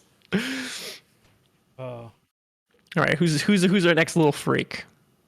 Okay, see now we're into the more wholesome. This is the little less freak. So this is I call it mangrove turtle. I have no idea what any of these things are called. This appears in like the jungles of Vanaheim, I believe. And it's just like these little turtle guys are all over the place. There's this little pond where you can throw stones in and get items, and there's one just opposite the part you go into, and he's just sitting there on a little root. He's just watching you. You want to He's describe this just- for like the audio only listeners? Like, what is Sure. this? What is this guy? Yeah, he's like God, Artie compared this guy to a Pokemon recently, Torterra. And if you're familiar with the Pokemon Torterra, you have a very good idea of what this creature is. Just like a tiny little turtle with a little like mangrove-esque tree growing on top of him. Yeah, it's like a turtle with a palm tree growing out of his shell. Yeah, and just a lovely little freak. Little I don't have turtle much guy. more to say about him. All right. That's fantastic. I mean, we love turtles and tortoises. It's definitely We the year do. of a tortoise/turtles. Yes, it is a tortoise. You're correct. I was waiting for Yes. that geese. Yes, it is not water-based. He's got legs. So back to Elden Ring. I love this guy. This Is this a man serpent. salamander? He's a man serpent. He's got a lava whip.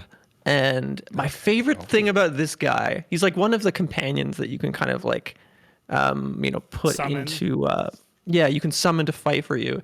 And he's got this like lava whip sword thing, and he's just having the gayest old time swinging that thing around. And he's got this big happy lizard smile the whole time. Yeah, and he's he's just mouth kinda open, like, whipping "Ah!" it. Yeah, and he's like, woo! He's just having a great time, and it's just an infectious kind of energy. And I just love him, and I would often use him, not because he was the greatest in combat, but just because I was just vibing off of him. Well, He's got lizard great man. energy.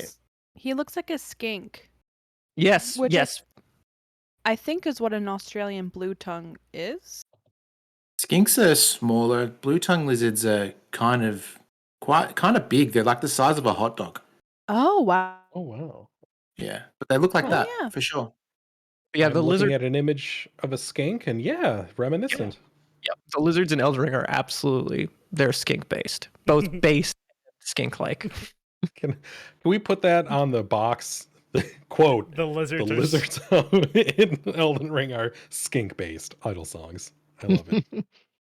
All right, who's next? What a little freak! Unless anyone else. Oh, this guy. Yeah, I don't know. This is another Oh, God of no. War. I just call this a little tree freak. You often see him with the little mushroom guy who we'll talk about soon. And I don't know what his deal is. He just stands there and waves to you. And he's got like his Where little. is this guy in the game? Is he just like on a table? Yep. Or? I don't know where the screenshot is from. I think this is like photo mode where someone who's manipulated a little bit. But he appears in the same places that you would see like Turtle. He's just hanging out watching you. And he just like It looks literally like- is that- waves. Are those mushrooms on his head? I was okay. Some So kind of fungal I'm gonna- growth, maybe. I'm gonna describe that it's a tree man. He's got a little pudgy belly, eyes looks that are like- just holes, not like pupils or anything, and a mouth. Looks like And the little then- like guy Neville pulls out of a pot in Harry Potter.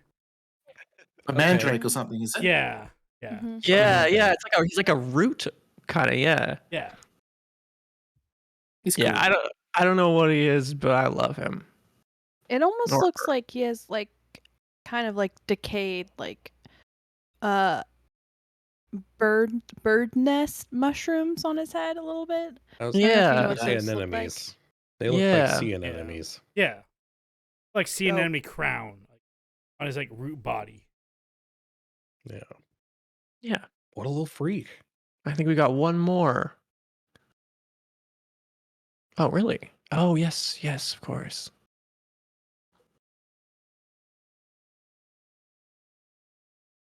Oh, yes. Big. I'm hoping Mushroom Boy is on this list. Ooh. Hello. He says as mushroom Yes, there boy you go, Bolt. comes on the screen. What timing? What timing, Yeah. Bolt? Chef's kiss. These are little mushroom guys. There's two variants of mushroom guy, actually. There's the blue and then like the orange. The orange is the Um, one I saw. Yeah, I've never seen this yeah. blue Mushroom Boy. Oh, yeah, the blue guy appears around the Yggdrasil. But yeah, the orange guys like are even better because they run around and scream. And it's not like a scream Oh, of yeah. terror. It's just like excitement. Like, and you just hear this like, "Ah!" and they're just kind of doing Broke everything. little mushroom zoomies. Oh, just the layout. There we go. Oh, But yeah, I will say I don't want to get into spoilers for God of War, but I will say there was a critical reveal in this game, a twist that I inferred or actually the person I was playing with inferred based on some mushroom stuff related to this guy. Yeah, ask me later if you're curious about it, but ended I up will. being sort of pivotal in a fun way. But yeah, what we love about Mushroom Guy is he's so friendly. Like he literally waves to you too, kind of like Tree Guy does. But yeah, he does great. two things. He runs around in a circle and he waves, and really that's all you need to do. Yeah. We love our little mushroom guys. Just a tangent slightly. I gotta say, playing a video game with somebody watching you it's rewarding in a way that is something that I don't. What I'm trying to get at is they notice things that you wouldn't because you're busy with Yeah. mechanics and managing the game, and like just having somebody with that perspective often is just something that for me enhances my enjoyment of video. Oh, games. absolutely, absolutely. Yeah. Says the Twitch streamer. I mean, that's different. I'm talking like, In person, yeah. direct, in person stuff. But yeah. Yeah. Cool. All right, we got one more. Do we have one more? We have one more? Oh, yeah. look Fish at that. stick. Fish stick is Fish stick. very much a little freak. Yes, Oh, yes. and so fish Oh, stick we got- is. I think We gotta Geese look, is going to listen go off. over here. Fish Stick is a great little freak, and he's the best little freak to be like have as a skin in Fortnite because like any emote you do is 10 times better because he's just so expressive and his eyes are so big and his mouth Yeah. is so big. And like when you find him on the map, in the old season or old chapter, you would find him in like this town, and he's on the new map as well. And he's like a different variant of the skin, but I know at least back in the old season, when you like talk to him, he would do this like wiggle dance. Mhm. They're just so charming, and he's just a great little freak. He still does the wiggle, by the way. Yeah. Okay, good, Oh, good. that's great. So, the audio only listeners, how would you describe Fish Stick? He's a Fish he's a stick is a- fish man. Go on. He's a Yeah. fish Look at the- man. I think He- goldfish he- based. Yeah. Yes, yeah, Very, like, yes. googly eyes like coming out the side of his head. Yeah, Yeah, big huge. bulging eyes. He's got those Yeah. big gamer lips. Um, Implied juicy Yeah. because he's a fish. Yeah. yes. Mm-hmm. Yeah, humanoid fish man. And he has Yeah. many variations. We're talking, I guess, about like Fish Stick Prime. Yeah. Mhm. And I guess it's unclear whether the other variants are him in different costumes or distinct people. I'm not sure of I have that. to go dive into the lore manual. I'll be right back. I'm So I've got- Epic Creator now. I got a hotline to Epic. I'll be right back. I just gotta fly to North Carolina real quick. So it's funny you say that because I already have the Fish Stick lore page open on Oh. the Fortnite fandom. And there's not a lot of information. There's some very sad information here, actually. Oh, which is no. Oh no. so before I get into the depressing facts, which are a little confusing based on the fact that we still have an ongoing relationship with Fish Stick. But so Fish Stick is a character from an unknown fish reality that escaped the loop. And one of the most notable events is Batman finds Fish Stick harshly damaged. And Fish Stick tries to explain to Batman who he works for. But before he can finish his sentence, he dies in the arms of Batman.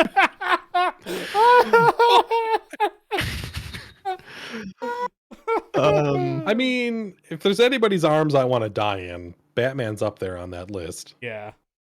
Because that probably meant my life maybe meant something. What in the... That is not where I thought that was going. Apparently, the Batman like Fortnite comics are really good. No, Tom, we're not getting... Help me! I'm being I sucked into the Fortnite lore. No, Songs, can you I'm send not me helping this you lore out. link? I need Sure. to read more. There's Hang not on, a you lot guys were there. being serious? Yes, that's... Why do you think I'm rubbing my face and shaking in disgust? What? It's for So me, it's a weird. train wreck. I can't look away. I don't want to engage with it, but it's there and I have to look at it. I'm staring. It's like Sauron, the Eye of Sauron. Like it has me and is drawing me in. Like I'm putting on the Fortnite lore ring and just like I am This is becoming your hole, become. Tom. It was made for you. Yeah. All right, just Oh to my refocus here. I don't want to belabor this too long. Who's our best little freak? Oh God, how could you pick? I'm gonna pick like Yeah. Mushroom guy. Mushroom Guy is my vote.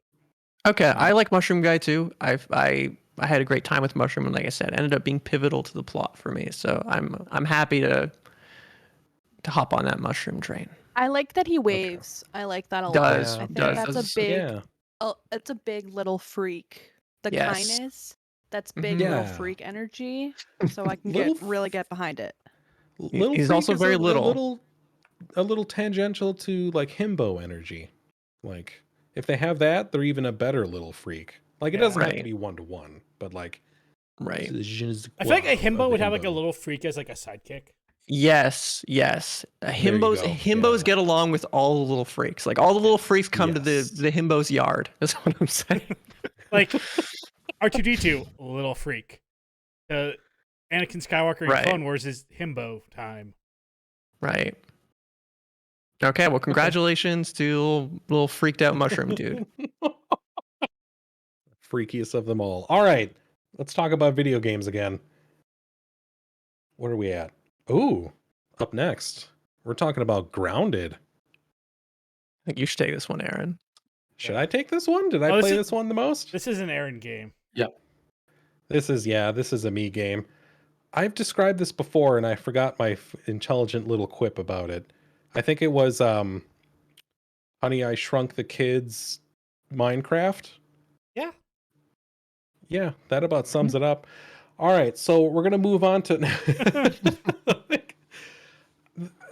this game, I don't know. It's something about it just kind of aligns with my brain and my reward centers in my brain of like things I've fantasized about, like little survival things and building forts and whatnot. Because like they're the loop of gather materials and build, structures and whatnot, I feel like is probably the strongest feature of this game. The cost of things and the time involved in gathering those materials is low enough to where you feel ambitious to be able to do things. Okay. Because like I get similar vibes off of Minecraft. I played the shit out of Minecraft when that first 2010 I was playing Minecraft. Like, like that stuff was fun. But I don't know.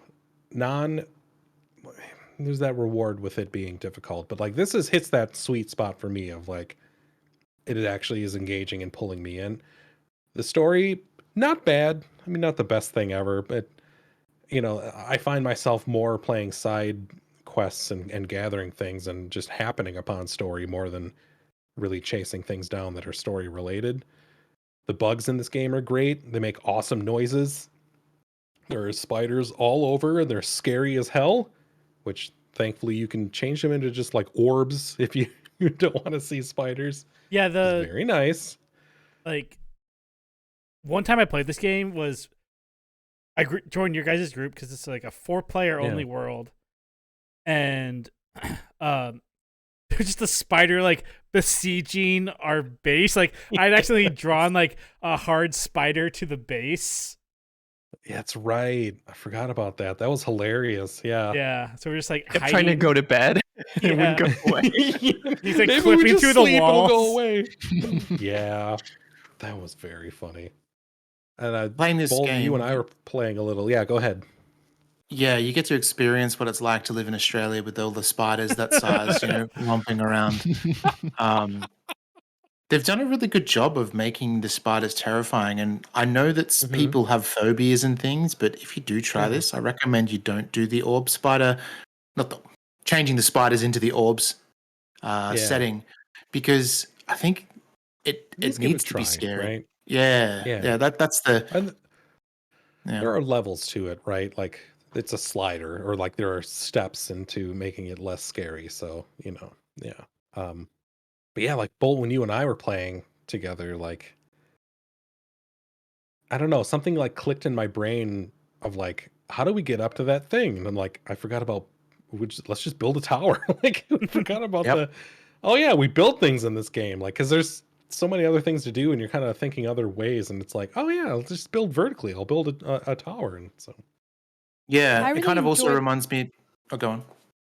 Oh, I was just gonna say, like, I really enjoyed the building in this game as well. I just wish that the UI was a bit better, and like, I think there's also that's yeah, like a bit some like usability issues that could be resolved. Like, for example, the yeah, way you access like things in your inventory, like what are they called? Like tools, I think could be better, and I think would be benefit from using like the Valheim way of assigning a tool to your one of your keys. Um, yeah. but They other than they that, make some like choices that are, yeah, yeah, yeah. Sorry, Bolt, go ahead. Well, you actually brought it up. I was going to say that this game actually reminds me a lot of Valheim as well. yeah, I guess I never really played Minecraft, but I think Minecraft is so abstract in what things are because they're all squares, right? So with yeah, Valheim, it had a similar thing where you look up in the sky and you see a huge tree, and that's I don't know, it just sets the scale in a sense. And yeah. I don't know, I just think this is the perfect co-op game that's it's a time suck as well. You start playing, you look up, Yes, 4 hours have passed. definitely. I want to play more. Yeah, back to the UI and usability. I think that's probably, bumped it down one or two on my list. Because it really is like things are obfuscated. Things are I I don't want to say it's like bad design because it is a little bit, but it's I don't know. It's from a design standpoint that doesn't vibe with how my brain works and how my brain organizes things. Okay. Yeah, One thing I because just it. want to add. Oh, sorry. Go ahead. Yeah, go no, go ahead, I please. was just gonna say that sort of in defense, or at least like one of the fascinating aspects of the UX in it is it does a lot of, I completely agree that like there are a lot of things about the UI that are kind of clunky and confusing. It does a Mhm. few things though really smartly that I think other games would be well served by adopting. The Like for chess one, thing? like yes, I was going to mention that. So the fact that like the game will automatically draw resources from nearby Yes. chests so that like if you're Mhm. at a workshop and you're building something and you have things nearby, you don't need to manually relocate them. It's a little buggy. There are times where inexplicably Buggy? it just What's my didn't work. range? Yeah, no pun Yeah. intended. Yeah. Yeah. That's very cool.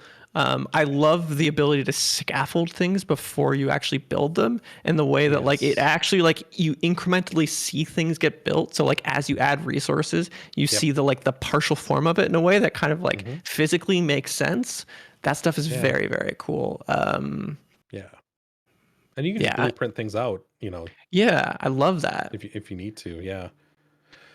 Yeah, I think Um, that is great because I think in comparison to Valheim, correct me if I'm wrong, but when you go to build in Valheim, you can see like a highlight of what it's going to build. But if you don't have the materials, you can't even place it there. So with this Right. game, at least, you can go and put those two twigs, but you can see that you need some rope or whatever it might be. It's really That's Yeah, smart. smart. That's really smart. it's great for cooperative play too, because you can have one person kind of spending their time just sort Yep. of scaffolding out an area while the other person is like gathering and then applying resources. So you can really Mhm. cooperate in building in ways that like you can't do in any of these games in quite the same way, and that is so cool. Yeah. Yeah, Oh, that's what I kind of did. Like, and Aaron would put the materials in place. Hmm. yeah. Which you're right. Like, that is really great, and like that's something I think like Valheim should like implement. But like all the stuff that's like not building related, like the actual like combat and like accessing like the tools that you use, like I feel like that's where they need to like really like more develop there. Yeah, Yeah. They have a quick access wheel, because this is designed for a controller. They were thinking of that. Or at least had that in mind with part of these design choices.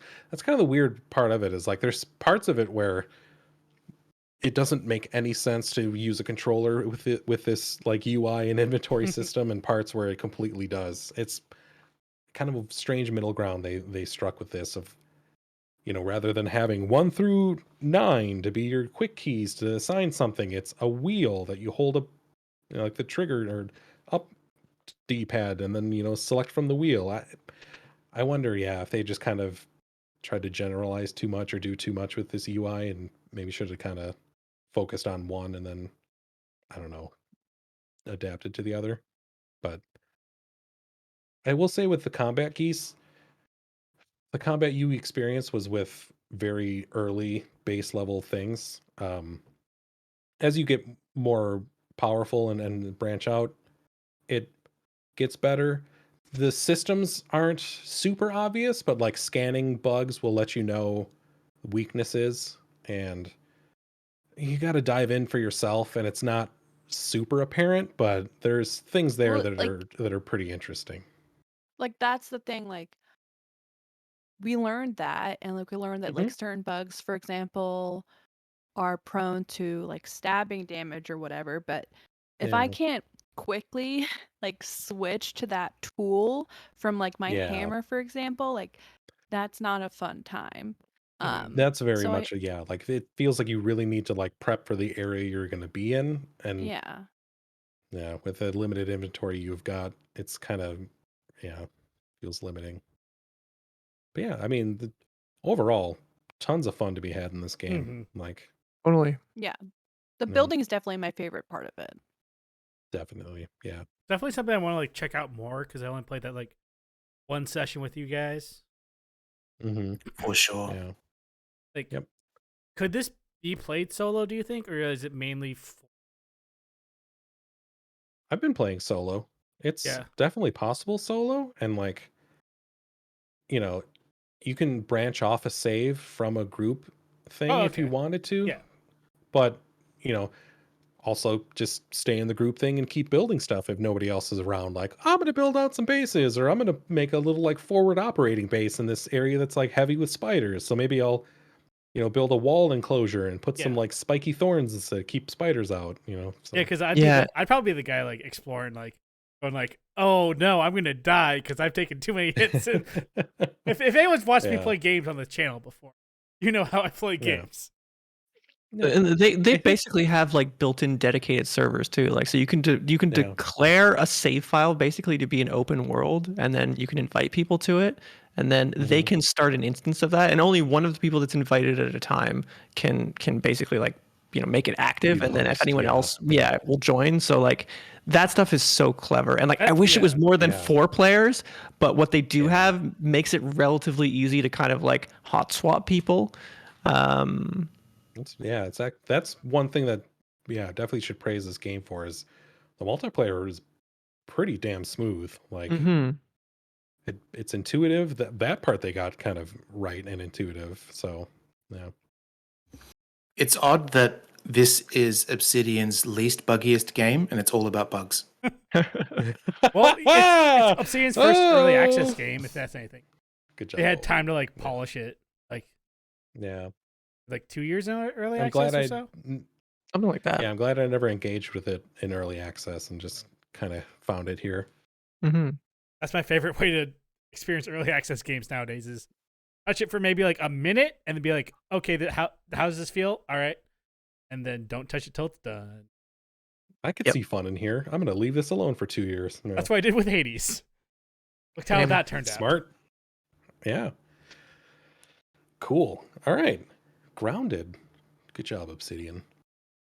All right. Up next, we've got probably, The I would geesiest say, game. the most unanimous game on this list that we all would say deserves to be here. Yep. We're talking about Cats and Soup. Geese, what is Cats and Soup? Look, it's an idle game, and you basically have a bunch of cats that have stations. Like you have a soup cat, you have like a Mhm. chopping celery cat, and like you level up by mainly watching ads to get like coins and stuff. It's an idle game, and Yeah. it's not the best game. It's cute. Like I would say very compared to cute, other yes. idle games, it's very cute, and like the animation is actually like pretty cool. Like I don't know how to describe it. It's like not 2D, but like I don't know if cell shading the right word for it. Yeah. I don't know how to describe it, but cute. You can dress up your cats. You can have a little cat room. You can name your cats. I'm seeing like, is Ghibli-esque the wrong term here? Maybe a It's little I bit, would yeah. it's like cute. It's touch. kawaii. Yeah. Like Oh, no. it's made by a Korean developer, so I would say like Okay. it's very much kind of like of that aesthetic. Um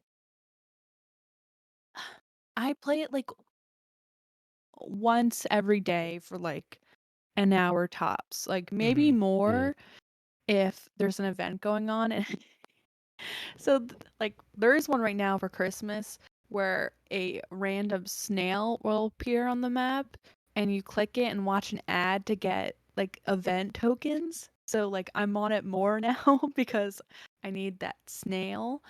Um We Oh, all Geese, need I have that a question. snail. yes, go on. What is your ad to gameplay ratio of this game? Look, it's mainly ads. I'm not gonna lie. Like I've streamed it before. I've streamed it before, and when I've streamed it, it's been mostly ads. Like Didn't you you can, have me play this game for you once and just watch the ads for you? yes, I remember doing that. Yes, yeah. yeah. So like That's how you really can play this game. You farm it out. you can buy like it's called the ad sloth. You can buy like There's sloths in it with Dwarf. cats? there's all you can get pets for your cats. Like I have wow. a cat that has a pet bear. So It's got some connotations. That's some. Where's the deep lore on this game? That's your Pokemon having a Pokemon. Like Macho Yeah. throwing out a Pokeball right there. yeah, and so like the ad sloth will give you more ad tickets, so you don't have to watch a ad. You can also like pay. I think like it like comes out to like $40 to have no ads, which is my crazy. God. That's not bad. Oh my god. But everyone, wait and listen. Tom, you got to go sit in the This- corner for saying $40 for a mobile game is not bad. You're not, I'm God. about to talk about another mobile game that like their monetization. Okay, comparative. All right, Yeah. all right. But look and listen. Netflix. There is a version of this game on Netflix Gaming where there's no ads. Oh, So if you don't want to watch any ads, I recommend playing this on the Netflix Gaming I have to thing. resubscribe I to don't know how Netflix. it works. I think you like Yeah. download Yeah. it Hashtag through not the sponsored. Netflix app. We're only sponsored by Fortnite I- on this channel. And don't that's know. over. Interesting. You can play with This Into is the It's yeah. cute. Yeah, it's very cute. It's giving me like adventure capitalist vibes, cookie clicker, Yeah. you know. Set up your businesses to make money automatically and, level them up. Yeah. Aaron just Oh, yeah. unlocked a memory in Adventure Capitalist. Th- I beat that Oh, game. yeah. I mean, this is, this is video game cocaine. Like, Yeah, the number go up. yeah. I have a little like hot spring for my cats for when they're resting. Ooh. It's just very cute, and that's all I have to say. All right. Anybody else play this game? Nope. Nope. All right. Well, it's Excellent. Thank you, left right Geese. now, yeah. All right. Let's move on to our next game, and that is Sifu. Seafood. Ifu. Is who's taking this? Tom? I think Title Kyle. songs? Yeah, this was I think Kyle number song. 2 on my list. Nice. Yeah, I love this game.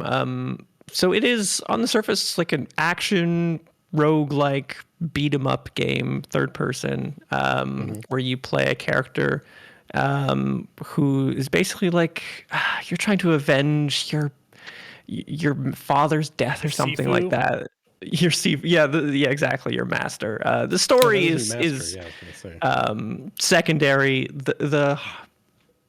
If there was a best feeling game category here, this would be my number one with a bullet.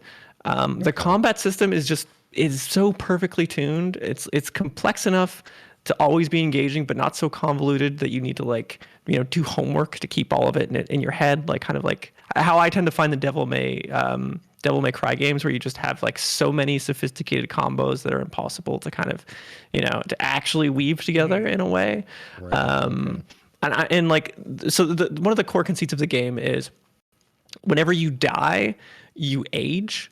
And so what you're sort of incentivized to do is try and get through the game as young as possible. So if you win all the fights and you don't lose, you'll effectively have more of your life to burn at the end. And there's sort of like an exponential curve where like if you die a lot in rapid succession, you start losing more of your life in shorter intervals. Yeah, it's like you start at like 21 and then you like add 1 and then it's 3, right? Or double, Yeah. or just add. It just keeps adding, like it's sort of additive with a multiplier on it. I don't quite know how to describe it, but yeah, just go ahead. Well, when you talk about life, do you mean like a health bar?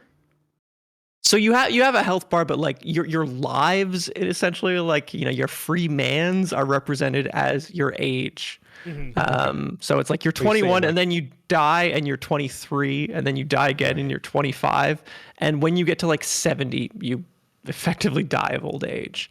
And But like, as does your health bar get smaller or anything? Yes, actually. Okay. So That's what become I was trying to understand. so you become more fragile, but you also become, I think your attacks do more damage or something like that. You get stronger Boss as cannon. you die. Yeah. You get old Yeah. man strength. Yeah. Exactly.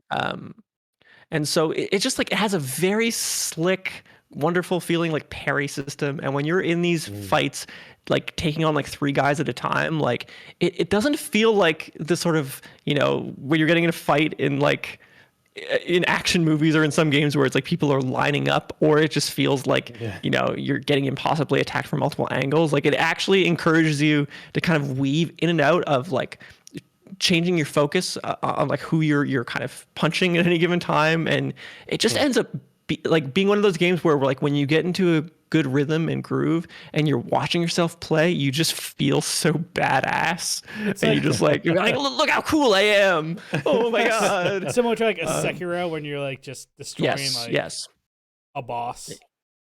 Very much so. And yeah, I won't talk too much longer about it, but just felt so good, and it's the only time I've ever cared about Epic Games achievements. I got their equivalent of a platinum, because there's sort of to get the true ending, you need to essentially like parry all of the bosses to death. Essentially, like you need to like you just be sort of a pacifist and just like block all of their attacks.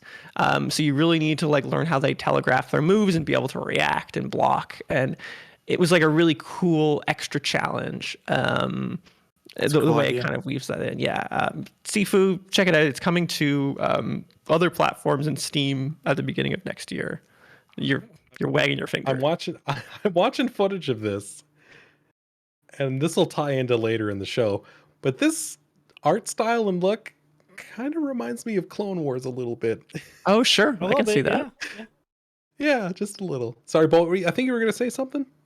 I wasn't, but I will say something now. I haven't played this game, but I did see a mod that someone made it so it was Neo versus Agent Smiths, like all the enemies were Agent Smiths. That's cool. great. Yeah. Yeah, and because the combat looks like sick Matrix fighting, so it's and like when you're actually doing it, you're like, I'm Neo. Okay, as you said that, the character on screen that we're watching literally just did Come here. Right, it wasn't Neo that did that, but the guy training him. What's his Morpheus. name? Morpheus. Yeah, he literally did the handout and the come here. Yeah. What a great synergy, Kyle. yes. Good job. They did for people who are intimidated by this, they did add an easy mode where you only every time you die, life only goes up by 1 instead of multiplier. I played through most of this game like that because this game is hard. Like it is hard. Like I had just come off of Elden Ring, I think, when I was playing this, or like not too long, and I was like, I want something easier. I just got my ass kicked for 100 hours. But it's a good game. It's very fun. Like there's mods that can like turn you into Daredevil from the Netflix show now, and like you can be That's like, cool. yeah, Yeah. Jackie Chan, I'm guessing. probably.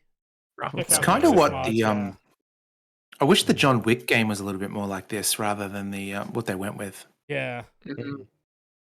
Yeah, like a gun fu seafood would be kata? very would be An very cool. equilibrium. Sure. Yeah. Let's watch that movie for response messages, Tom. Shitty early 2000s movies. I have Action no movies. emotion. Yeah. Yeah. Okay, cool. Sifu.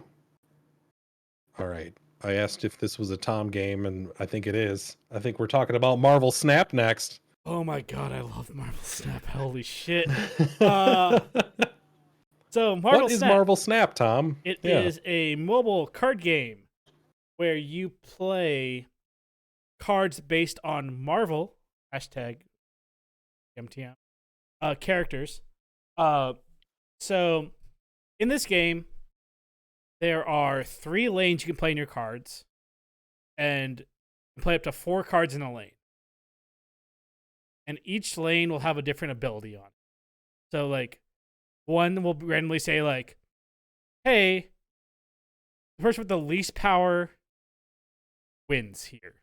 Or draw a card, or, like, every card costs less. And so you have 6 turns with the most power into 2 of 3 lanes. You're trying to win a majority of lanes Yes. to win. Okay. And it's a free-to-play game. I've put like $20 into it so far, and I'm collection level like 1,300, 1,400 right now. So, like, and as you progress through the game, you get different pools of cards. The pool 1, you get like kind of your basic like building blocks of your decks. Pool 2, it starts to expand. You get more options, and pool 3 is like the biggest pool where shit starts to get really crazy. There's different archetypes in the decks. There's like a discard deck where you're trying to like discard the cards in your hand to make like certain cards stronger, or like you play Hela, who's a 6-cost card, so you'll play on your last turn. Every card you discarded, she'll pull and randomly like put it on the board somewhere. Even if there's like already 4 cards there? Or? No, like you have to play around Hela, make sure that she, okay. and it's like, So it's high risk, high reward type. Like, yeah, there's definitely like, okay. it's just, there's so many different archetypes that like the games go by within 5 minutes. Also a thing. Okay. And like, if you snap, that's like the main thing, Marvel Snap. You get more cubes, and that like you go up a ladder. Like, so like you get 10 cubes to level up. You snap, if you both snap, there's 8 cubes on the line. Okay. And so, and if you lose, you go back down in the ladder.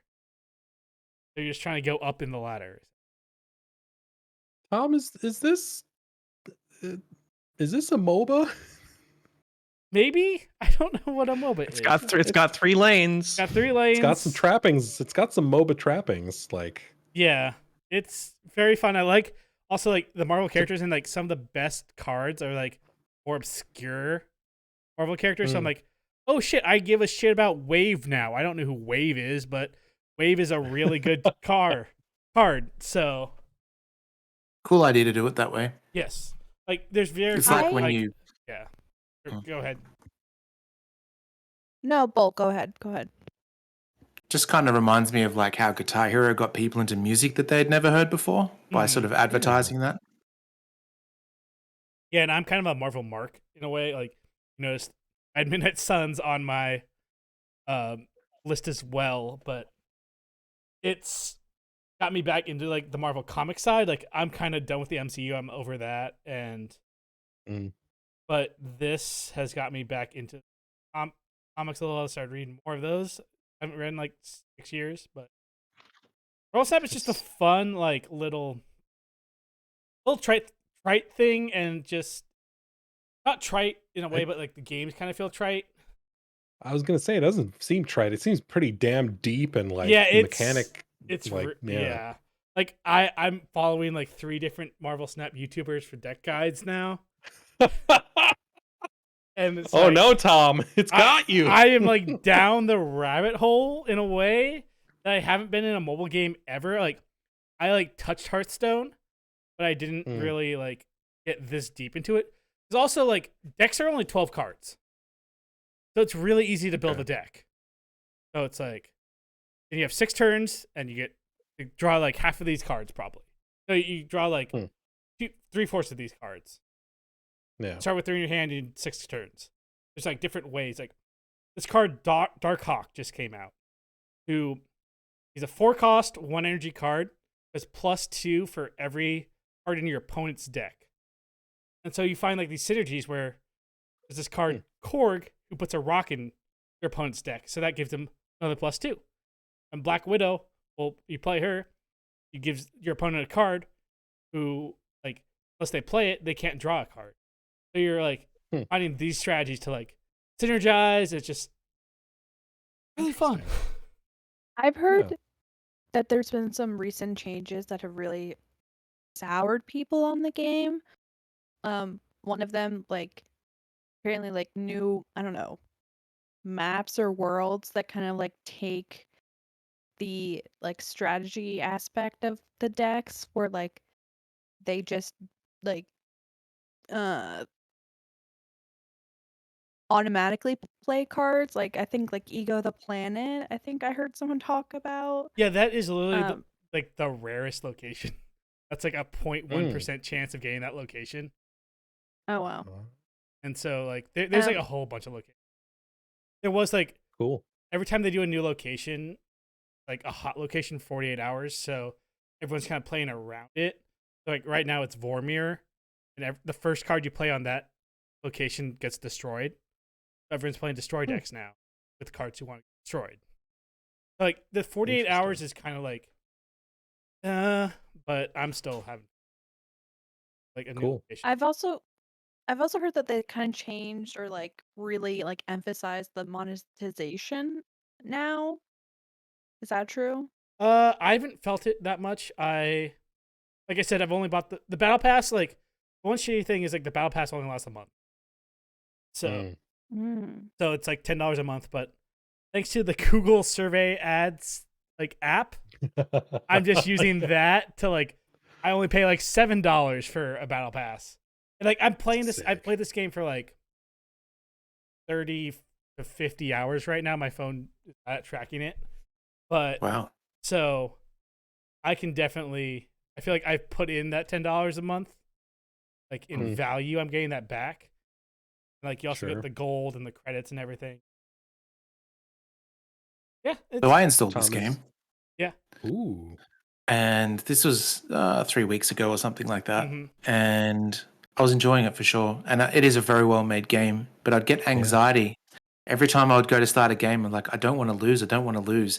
And I had a win streak of like I think I played about 35 games total. Yeah. And I won every single one of them, but that pressure of losing got higher and higher and higher, and then I just uninstalled the game. I just couldn't Yeah. deal with it. Because like the first like 20 like rungs of the ladder you first play are bots, so like they're kind of yeah. easing you into it.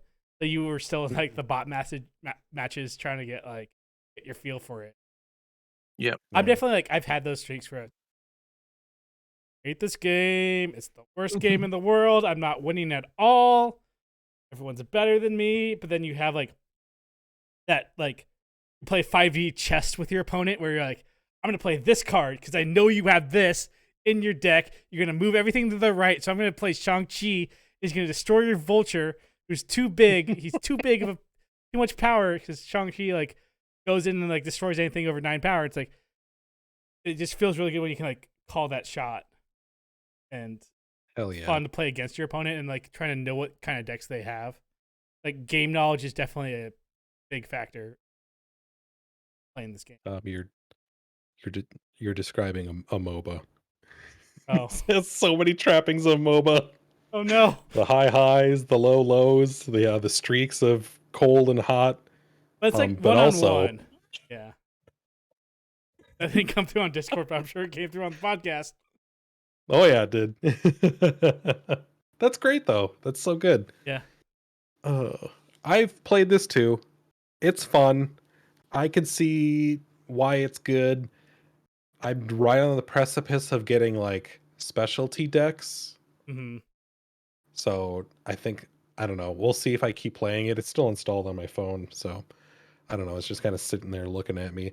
This also feels like a gateway drug to like Magic the Gathering. But this is just like cheaper than that, and there's like a limited number Yeah. of cards you can. Magic, it's Right. like we'll see like the staying power, like how they add the like high cost like Series 5 cards like into the pool as they go along. Mm-hmm. It's still like it's Cool. only been out for like 2. All right. Cool. Okay, let's do one more game and then a category. And All right, we'll do one more game and then we'll have a top 3. We're talking about God of War Ragnarok next. Hell yeah, we are.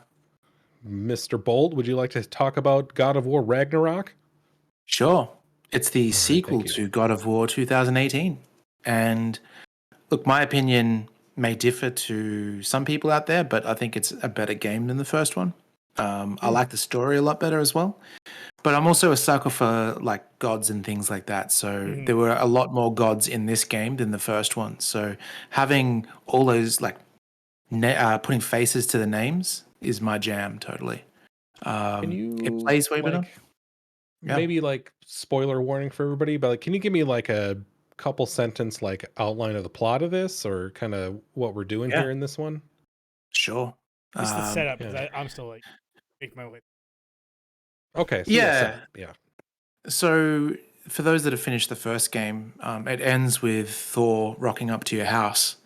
And in this game, it starts with Thor rocking up to your house, along with Odin. And you have a conversation in the house, and basically, Odin wants Atreus to come with him to help him basically figure out what's in a rift. It'll make sense to those that have played it. But anyway, Kratos, being the dude that he is, says, no way. And has then therefore not declared war per se, but he's not agreeing to the terms that Odin says. So it's really about the father and son bond of, Atreus is a lot older now, right? So he has his own opinions that Kratos will actually start to take on board rather than being the father figure. It's more about the journey of them becoming equals. Oh, cool. Okay. Yeah, it's Fun. really good, and obviously Ragnarok is the end of all things and all that. So, yeah, like I can't really say too much without spoiling, but you do see Ragnarok to a point, Yeah. or the start of Ragnarok, whatever. We have like, are there any new mechanics, any new systems in the game from the previous or? Yeah, so you get a third weapon. So Kratos is usually just an axe and what do you call them? Hell chains, blades, whatever. Blades of kind of guy. Chaos. Yeah, He the does Blades of get Chaos, yeah. He gets a third weapon. I won't say what it is, but it is really cool. It's got its own sort of unique flavors, like the other two weapons are kind of distinct. And just the way the combat works is just a lot more sort of engaging. You have more tools to work with. Yeah. This kind of reminded me of like going from I don't mean this in a bad way, but like from going from like Ratchet and Clank Going Commando to Up Your Arsenal, where it's kind of the same gameplay loop, but it's more refined and there's more there to like chew on in the gameplay. Yeah, I would say that. There's a lot of, like, if you know a little bit of Norse mythology and all that, there's a really cool way that it uses metaphors, like what you know as Norse mythology in your real life. The game sort of has a metaphor of that, like something will happen that's maybe drastically different, but is still a metaphor of what you know. I can't really say what. I'm dancing around here, but so they're it doesn't drawing on known to us lore, but putting a very different spin on it. exactly, but sort of staying true to the meaning of what we know. Okay, just different events and sequences and things. Okay, Yeah, because like go read Neil Gaiman. it all fits within like a reasonable interpretation of Norse mythology. But yeah, they've kind of like twisted it in a way that it still honors and is still consistent with like the source material, so to speak, but weaves it into the God of War. Like even like Kratos being the father of Loki is something that like there's a reading of Norse mythology that is like that's the premise of the game. I don't think that's It's for 2018. really is. Yeah. But like there's a reading of Norse mythology that's like, okay, yeah, I can kind of see that. And yeah, the stuff with like Nidhogg and who is it? His quote son is cool stuff. Yeah, and like I found like I really got into a wonderful groove with the combat. Like I loved like when I play I alluded this earlier too. Like I've always found like the Devil May Cry games is just like a little bit too much for me, and they're games that I can appreciate, but I always feel like I'm just kind of scratching the surface of this dauntingly complex combat system. I found in God of War like there's this nice sweet spot where I wasn't using every tool in my toolkit, but I was like, switching between the weapons where I would go from. So like one of the nice synergies I really found is like my spear has a property associated with it that there's a damage multiplier if I use the other weapon. So if I use my Blades of Chaos and apply fire, and I use my axe and I apply a frost, and then use my spear, I get like a damage multiplier for both of those. So it was like a really strong incentive to like be kind of elegantly moving between those and like juggling, and each weapon has 2 special attacks associated with it, which is a really smart way to just be like, okay, I should swap between all of these weapons and exhaust all of these special moves, because each of them kind of gives you invincibility frames and lets you do like a lot of damage really quickly. The parry system is very nicely tuned. It's way better, yeah. The parry visual like feedback is so satisfying every time you hit it, and it hits that slowdown when he kind of like throws his shield across and knocks the projectile or the attack away. It always feels just very, very juicy, as they say. I felt like the switching between weapons, I only have the 2 weapons to play through, but switching between those feels way more incentivized than it was in 2018, and way smoother and easier. And it's like it's like built around it, so it's just much more refined as a whole. And there's actually it just made me realize there's actually 4 weapons in the game. You can just throw your axe away and use your fists, and I did that a lot. Yeah. Yep. I absolutely love just beating the snot out of people with fists, because it would build up the stun meter, and then you get the really cool, one-hit kills. So that's I love my games juicy. The one thing I will say, like for me personally, I mean, I'm not breaking any new ground here, but it feels like a game that has a very fragmented idea of the player and their skill set and their capabilities. And much has been made of like the puzzle spoiling stuff, which is a real problem with the game. Like I got to the point where I was sort of racing to even identify a puzzle before the game spoiled it for me. Like Atreus or whoever else is with you, they're so eager to just like shout out what is the soft solution for it. Like there'll be something that you need to like identify and throw your axe at to like move some lever, to move a platform to get across. And like the puzzle is identifying that in the environment and figuring out where that thing is.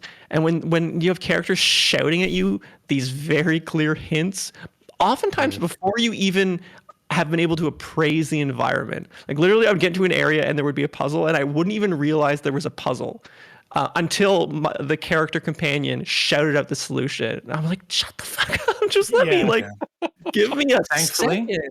Thankfully though, that does peter off. It does very quickly. Okay. I think it's the main 2. Maybe that's what it is. Maybe it's like a tutorial form, right? Because as far as I can remember, it's only the first 2 areas that you go to that it happens, and then it doesn't really happen anymore. Yeah, I agree. Has that been trending more often in games? The character talking out loud to, give you hints or in Sony games in particular. Yeah, so like- there's quite a bit of that in Horizon. That's what I was thinking of. Yeah. And it's one of those things where it's like I can appreciate it from the developer and the designer standpoint, from like these are things that, like, if you were with someone in this environment, like, it does kind of make sense. Like, we want to give them things to say that are meaningful to the player and that, like, showcase that they're reactive to what's going on around you. So, like, from a technological standpoint, like, it's cool and it's neat that they're reactive, but it also does feel like they're trying to serve a very broad audience of varied skill sets, and it's kind of like a band-aid way of taking, like, in playtesting, maybe they found that, like, users weren't, like, easily identifying these things. And this is a problem with, like, modern HD games where there's so much detail in the environment that, like, they really need a signpost. yeah, like, no amount of game design, like, it's kind of like you can either strip away a lot of the detail and have, like, the signposting being in the world, but then you're necessarily taking away a lot of, like, the rich, intimate detail. Or you can have that intimate detail and then kind of use these shorthands and things like that to to short circuit the player's ability to discover those. Which, again, it's well, we'll talk about Elden Ring later. That's a game that I think, like, it doesn't have the same amount of, like, detail. And, like, we were talking about the little freaks earlier. Yeah. And, like, I love my God of War little freaks. I love the fact that they're everywhere. They're one of my favorite parts of the game, and I wouldn't take those away. So, I kind of appreciate that the worlds are so richly the environments are so richly detailed. The last thing I want to say about this game is I have such mixed feelings about the characterization. Some of it I love. Some of the characters really worked for me. Like, I think Kratos as an anchor for the game is very strong. I love his, like, the gruff Spartan indifference in the way he interacts with characters. I like that a lot. In terms of the new characters, I like Angrboda a lot. I think, like, she doesn't get nearly enough screen time, but, like, and the sequence where she's introduced is, like, has less gameplay than I would like, but I really liked her as a character. There was some stuff with her that later on that, like, narratively felt like it didn't really make sense, but I liked her a lot. Freya, I found there's actually a great article on Polygon today, kind of about how it's a very good dad game, and here the article's called "Great Dad Game, Hellish Mom Game," and I think that, like, well encapsulates that. Like, so a criticism of the first game was that, like, it kind of, like, fridged the female characters, and, like, it starts with Kratos' wife and Atreus' mom being dead, and you like, she's referenced but isn't present at all. And they tried to kind of alleviate that in this game, but I feel like the writers still don't know how to write women characters, and so, like, they all bend to the male characters in a way. Like, there's this whole side plot with Thor's family that, like, at the end of the day, like, it's all about Thor's problems. And, like, you have these strong female characters who just, like, end up feeling like props to this one character's, like, grievances and shortcomings. And it's like, I don't know, like, Freya is obsessed with a thing that happened long ago about another male character, basically, and just, like, it ends up making her really inconsistent. And I don't know. I'll leave that there. But, like, in the end, like, I still really like the story and the characters, and, like, through the lens of Kratos, kind of being annoyed by these characters was kind of fun. Like, when they're picking him apart and, like, just being kind of shitty to him, and he's just like, these fucking people. Like, that was kind of fun in a way. But I do wish that, like, the characterization, like, I don't know, it feels like it wants to be cute and funny and emotional and, like, everything at once, kind of like in a Marvel movie where, like, it feels definitely like feels like you put Kratos in the MCU a little bit here. Yeah. And, like, so the characters aren't allowed to be themselves. They kind of end up having to be props for, like, where the narrative is going. And, like, I have some misgivings there. Still one of my favorite games of the year. Still one of my favorite experiences. But yeah. That's a great. Do you have anything else? That's a great way to put that MCU stuff. It's not, the characters aren't characters. They're devices to forward the plot in a way that needs to happen. Think about that. Sorry, Bull, you were about to say something about this. I don't think I was, but Oh, okay. yeah, I get what Idle Songs is saying for sure. 'Cause you're definitely, I think you're the highest on this game. Yeah, It's so great. There's a lot of sort of little nuggets of like secrets that you find out, especially towards Faye, which is Atreus's mother, and maybe her kind of issues she had with Thor's family, which I thought was really well done. You sort of find out that she's more of a badass than you may have thought. I think this is a nitpick, but her hair is horrible in this game. It looks really rough. When you see like Aloy, I mean, they got the same color hair, same kind of similar-ish hairstyles. You see Aloy with this really good hair, and then you see hers that kind of looks caked in like one polygon. I don't know. It's weird. She's by Interesting. she like Deborah Ann Wall, who played Karen Page in the Yep. series. Yep. Hmm. For sure. Geese, do you have any thoughts on God of War? The Geese Peep, final thoughts. Look, I love a daddy. That's all I have to say. And I've seen Wow. I've seen like so I watched Caleb play this for like 15 minutes. Like Hmm. I feel like this is a game I'd really enjoy, and I kind of want to play like the 2018 God of War and this. I just like I'm so fascinated by like the story, and I want to see it like play out. The only thing is like I have a gaming laptop, and I don't think I think you it could would run run the best. 2018. Yeah. Yeah, maybe. You have 2 Yeah, years I before think this one that's- comes yeah. out to PC. What I honestly want is for Aaron to play it and me to just tell him all of decisions to make. There you go. Yeah. That's my favorite I- way to really engage with gaming, honestly. It's But a good way. East Friend reviews. no, like it. Yeah. Yeah, It really is. It's a great way to integrate. Yeah. No, like I think this game looks really good, Mhm. and yeah, I don't know. I don't have any insights really into this game. That's all Sorry. right. I Yeah, have that's one more not thing a to say problem. then. Yeah, Bull. Yeah. When you beat the game, there is, well, you can do it a little bit before, but there's an optional boss that was so hard from an accessibility situation. For me, my hands, maybe it was the adaptive triggers or what, it was so difficult that my hands were like physically aching by the end of it. It was satisfying beating this optional boss. I won't say what it Yeah. is, but it's the hardest boss in the game. It always makes me think in games, right? When you have Jesus. He's walking on When you water, it's all have, fucked up. Just throwing fish Yeah. at you. Absolutely.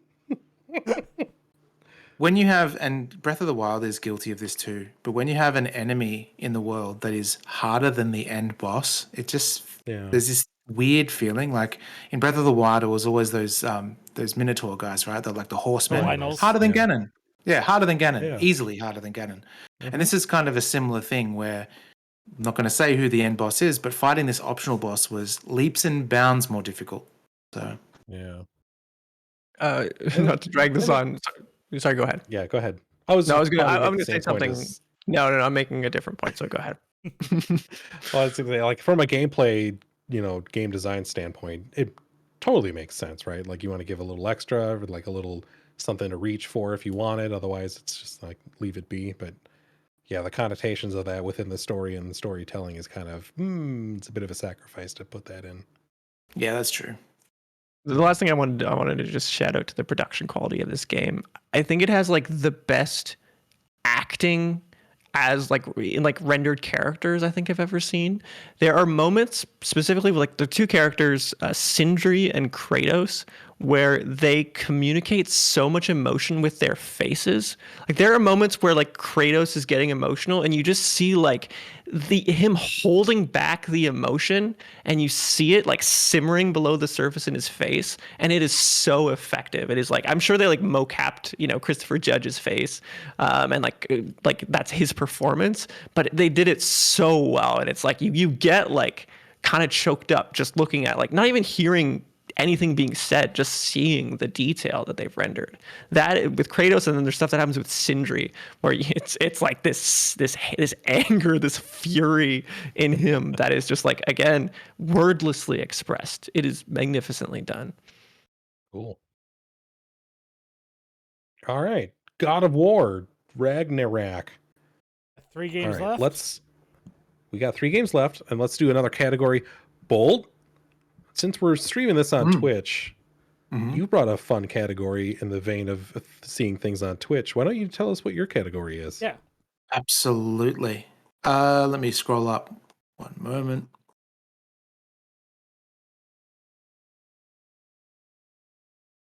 Where the hell is it?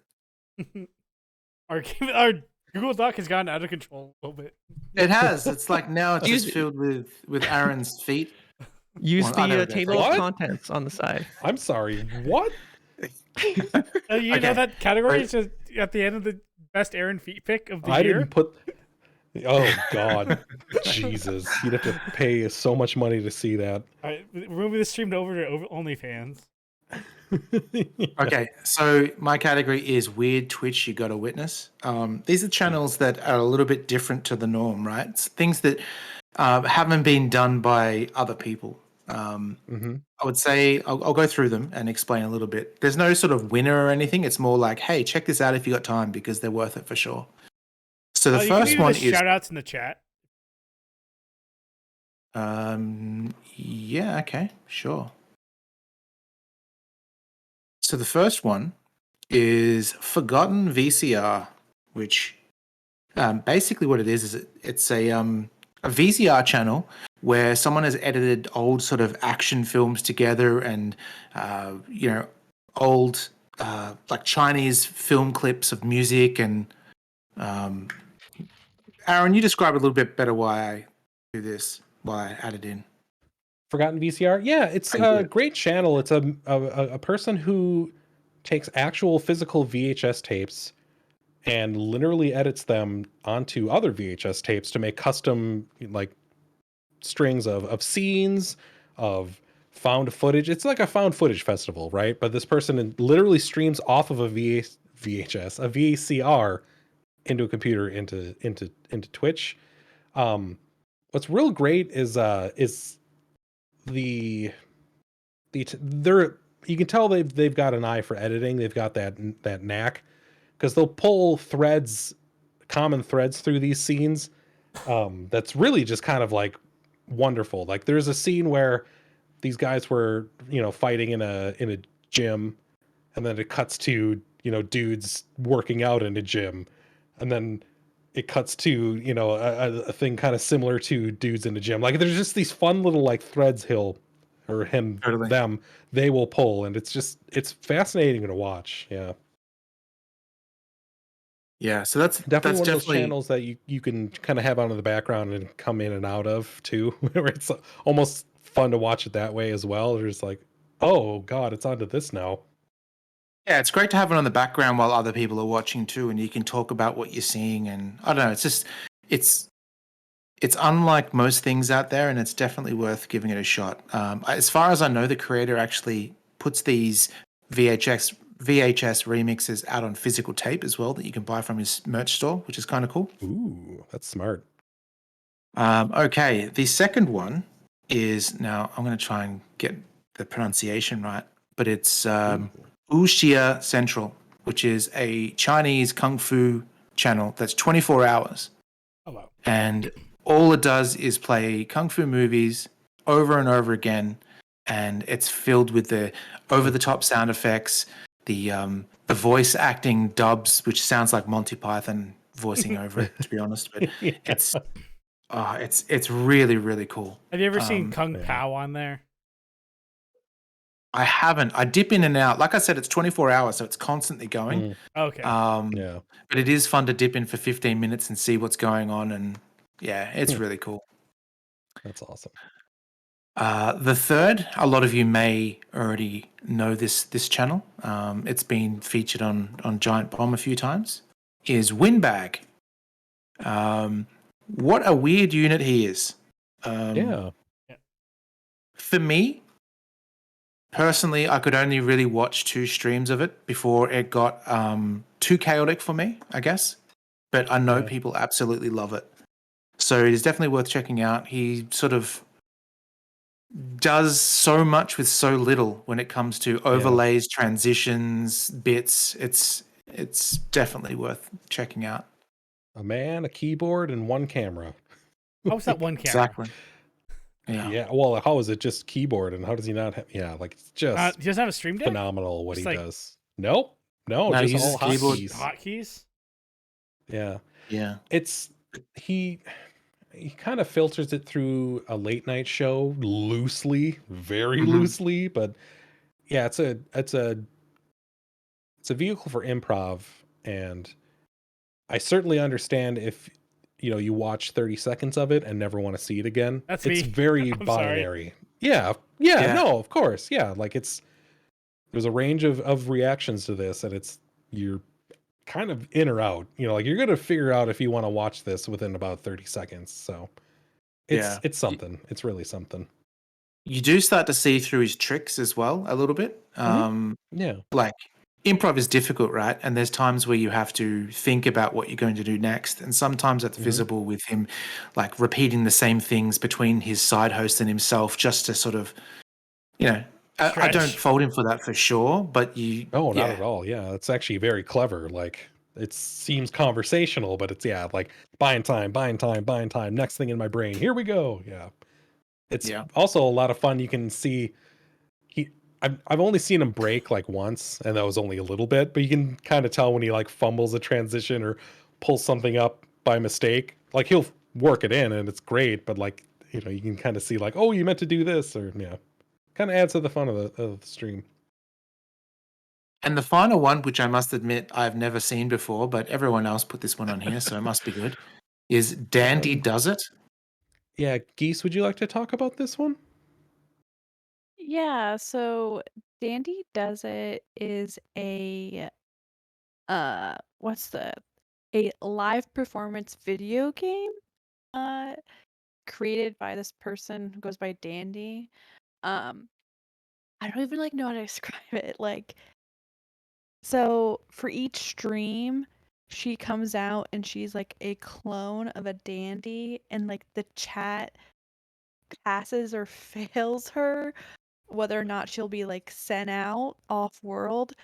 I'm not explaining it well, and you kind of just have to jump in. Yeah. What's really impressive is the the stream itself, the setup and her chill vibes. Um there's a really good what's the- article kind of about her setup and how this stream came to be that I really recommend looking at. I'll post in the chat. Sorry, go on, Aaron.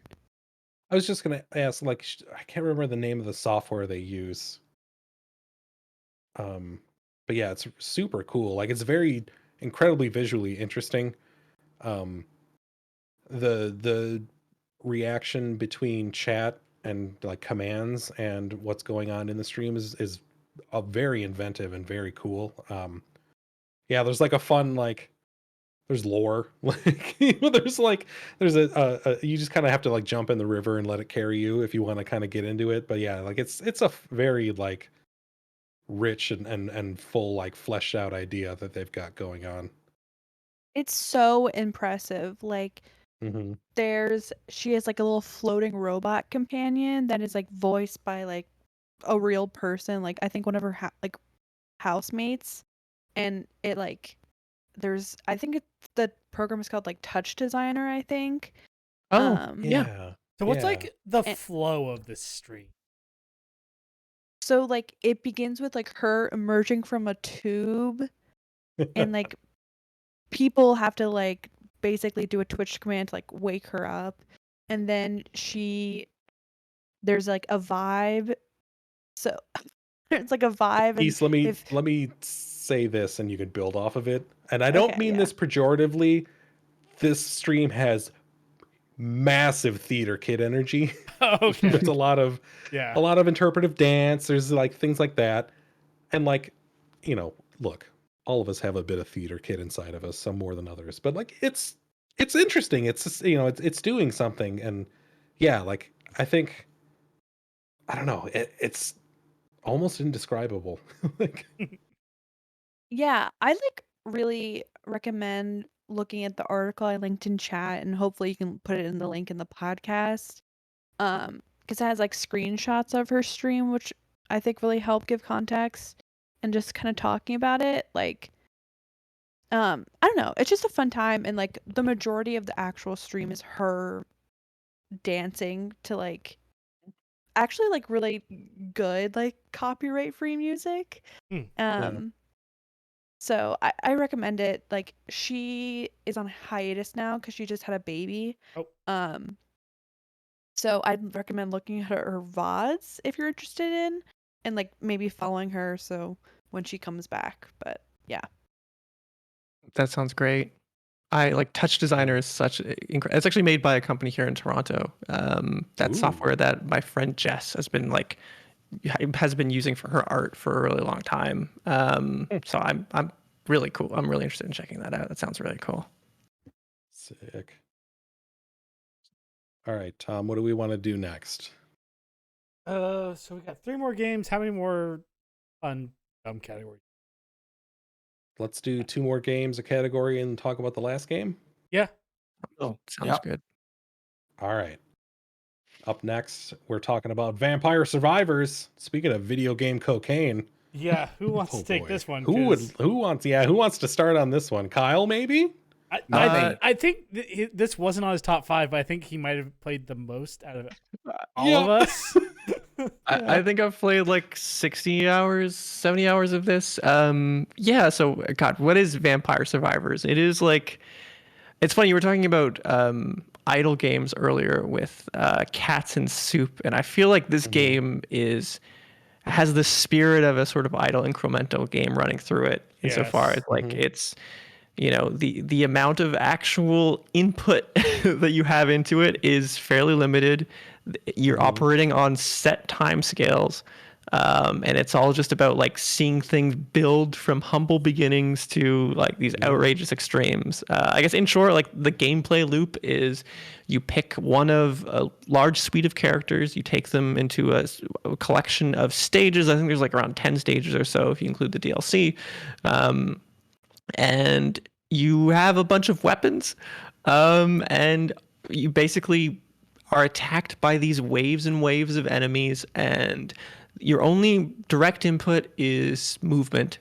And you're sort of tasked with simultaneously evading enemies. Like if they come into contact with you, your character, you'll take damage. So you want to avoid that while killing them, which grants you XP. And with every level that you gain through acquiring XP, you gain the opportunity to sort of purchase or select one of 3 to 4 upgrades, which are either passives that will just sort of boost one of your stats and affect all of your weapons, or a new weapon. And there are sort of like, limits to how many passives and weapons you have. And then as you progress through the 30 minutes, so every round, essentially, with a couple of exceptions, runs for 30 minutes, and you're trying to continually get upgrades, and then you're trying to evolve your weapons, which you achieve through these sort of synergies. So particular passives and weapons, if you get them both together and then level up the weapon to a certain level, or sometimes also level up the passive to a certain level, you will be able to get these evolutions by collecting chests that drop, From bosses, yeah. yeah, they drop occasionally, Yeah. like less commonly than XP or things like that. And that's kind of it. And the loop of the game is really just exploring different characters, exploring different weapon passive combinations, different levels.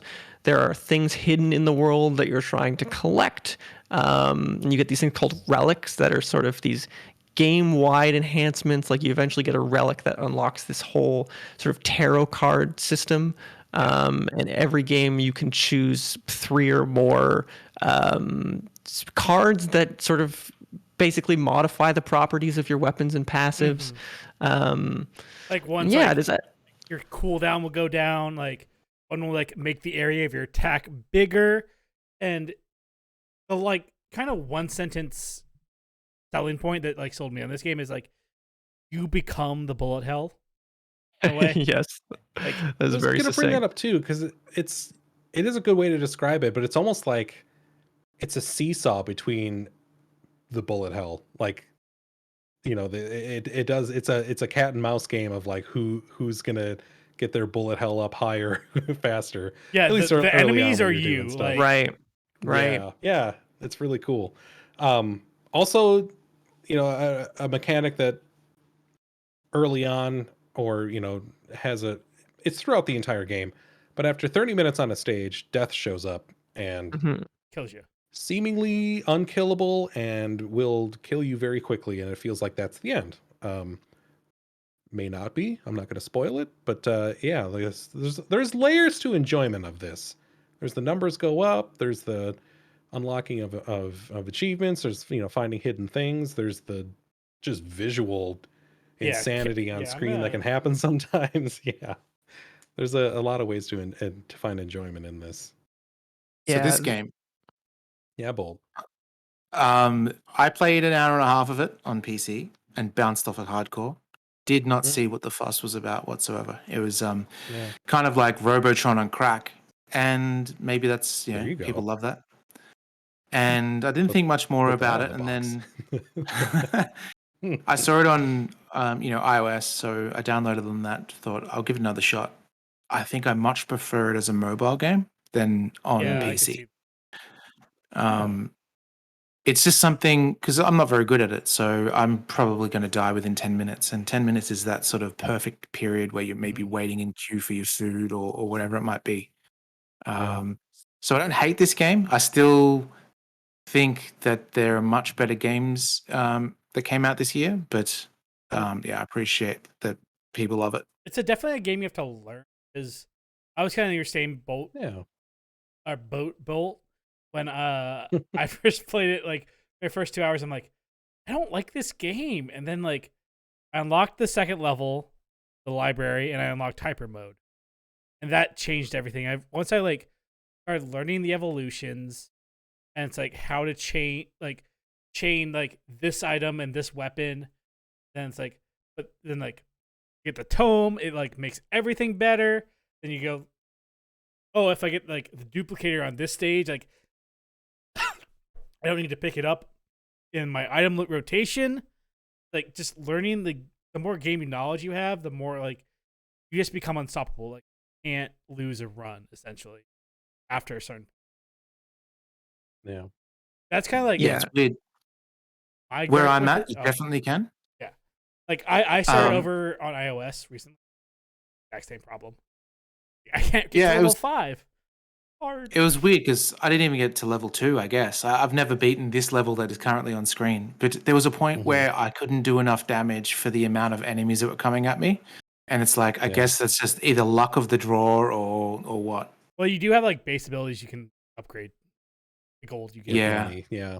So you can kind of grind out like, well, if I just like kind of focus on getting money this, and maybe I can unlock a couple global things that improve my runs, and it builds. It builds. Yeah. Yeah.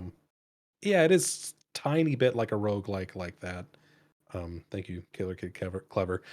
But yeah, like there's something there. Yeah, it's just so- really like This is a game that became very much about the achievement chase for me.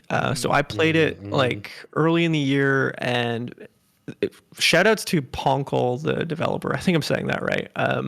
For just the outrageously constant pace, the reliable and constant pace of updates. Like it was Yeah. essentially every 2 to 4 weeks, more often than not every 2 weeks, he would put out an update that would introduce new characters, new achievements, often new stages, new arcana. And so it was kind of a joy every couple of weeks to just have like a couple of hours of new content. And so just that Yeah. drip feed was how I experienced it. Yeah, that was kind of the core game for me, particularly after like there's a point in the game where it really switches. Like I think I most enjoyed the early game where your back is against the wall, you feel like kind of weak relative to your environment. You're desperately hoping to get the drops that you favor. Like I think of like some of my favorite moments are like where I'm like, and you were talking about like that elasticity, the push pull between like you getting stronger and the environment getting stronger and the enemies getting Yeah. stronger. My most like exciting exhilarating moments are when you're riding that curve and then you just at that right moment get that item that you need that puts you over to the edge Mhm. and you're like, okay, I'm good for the next like 10 minutes or something like Yeah. that. Like, And oh, you're that's getting the into last thing I need to upgrade to, like, oh, I finally beat it. yeah Or like, where oh, I'm I'm at starting to knock these guys out within a second or two rather than 4. Exactly. And like the first time you get past a certain threshold, like the first time you're able to survive past like 20 minutes and 25 minutes, that stuff felt great. And granted, like you can go back and you can like try to build from the ground up with like new characters that you haven't explored before, but I kind of crossed the threshold where it was like, okay, the core challenge is gone now. It's kind of just this sort of checklist, which is why, like, despite being a game that I spent, like I said, like 60 to 80 hours or something and got 100% of the achievements in, didn't end up in my top 5 because, like, it felt like a game that like I exhausted and I don't know like how to get that magic back anymore. And I was hoping the DLC would kind of revitalize it. But it was just sort of like another hour or so of fun and like I don't know. I'm very curious to see like because he's going to do additional DLC. I expect down the line like how he kind of finds ways to shake it up. And maybe I just need to start over again. But yeah, like beyond a certain point, the challenge kind of disappears and it's all just Yeah. about like trying to do things, none of which are very difficult. Where it's like get this character to, you know, like level 30 Yeah. or level 100 or like survive to this minute or kill this many enemies on a stage, and it's sort of like, yeah, that's I guess it just becomes a time investment and not really a Yeah. challenge. Yeah, I have like 140 something achievements out of the like 159 right now, and it's just like, do I want to spend half an hour like leveling up this character that like I'm gonna win the run? So I'm just like, how do I best like min max this half hour? Like, how many achievements can I get within this half hour run? That is fun. You're right. Like the strategizing of like how can I get the most achievements in the least amount of time. That is a fun problem that I enjoyed solving. Yeah. I'm glad you brought that up. I've also found a little bit of fun of just like, I'm just gonna like, because you kind of, at least I have fallen into like builds that I'll kind of go to and my go-to stuff or like things Yeah, that I totally. enjoy. I've been, finding a little bit of fun in just like combining stuff I would never use and I can use together, or like, Right. let me take all these crap weapons that I don't like, not crap, but like things that I would never really like care about, and it's kind of fun like that. Yeah. And like also kind of like min-maxing and trying to get like what's the absolute highest DPS I could get in this game. Yeah, I also like that as you expand your like repertoire of weapons, makes it harder to get that like optimal build that you're looking for. And so Right. you're forced to improvise more. Yeah, definitely. No, Geese has just All started right. playing this game. Like, you need the Yeah. final word with Geese. I won't say much more, but I really enjoy it. I just started it on mobile, which is dangerous because I was like playing last night right before I went to bed, which I don't recommend. But yeah, I really like it, and I think it really helps to be coached by an expert like Idle Songs, which is what I did. Because I feel like if I didn't have that, I probably would have been more likely to fall off of it. But yeah, I basically play at least like one game a day. And That was that's the Geese Pete minute. it was a lot of fun watching you play and like being the sort of backseat coach because I was able to like siphon off some of that like early game fun that I lost. You're trying to feel it again. Exactly. Yeah, right. Got to feel something. Yeah. Yeah. Awesome. All right. That's Vampire Survivors. What a fun little romp. All right, next. Next, I have a request. Yeah. This is 2 in a row, Bolt. So sorry. Next, we've got Fortnite. Bolt has What's a that? request. Can we possibly switch these around just because I have to actually start my stream in about half an hour? Yeah, let's Yeah. do that. All right.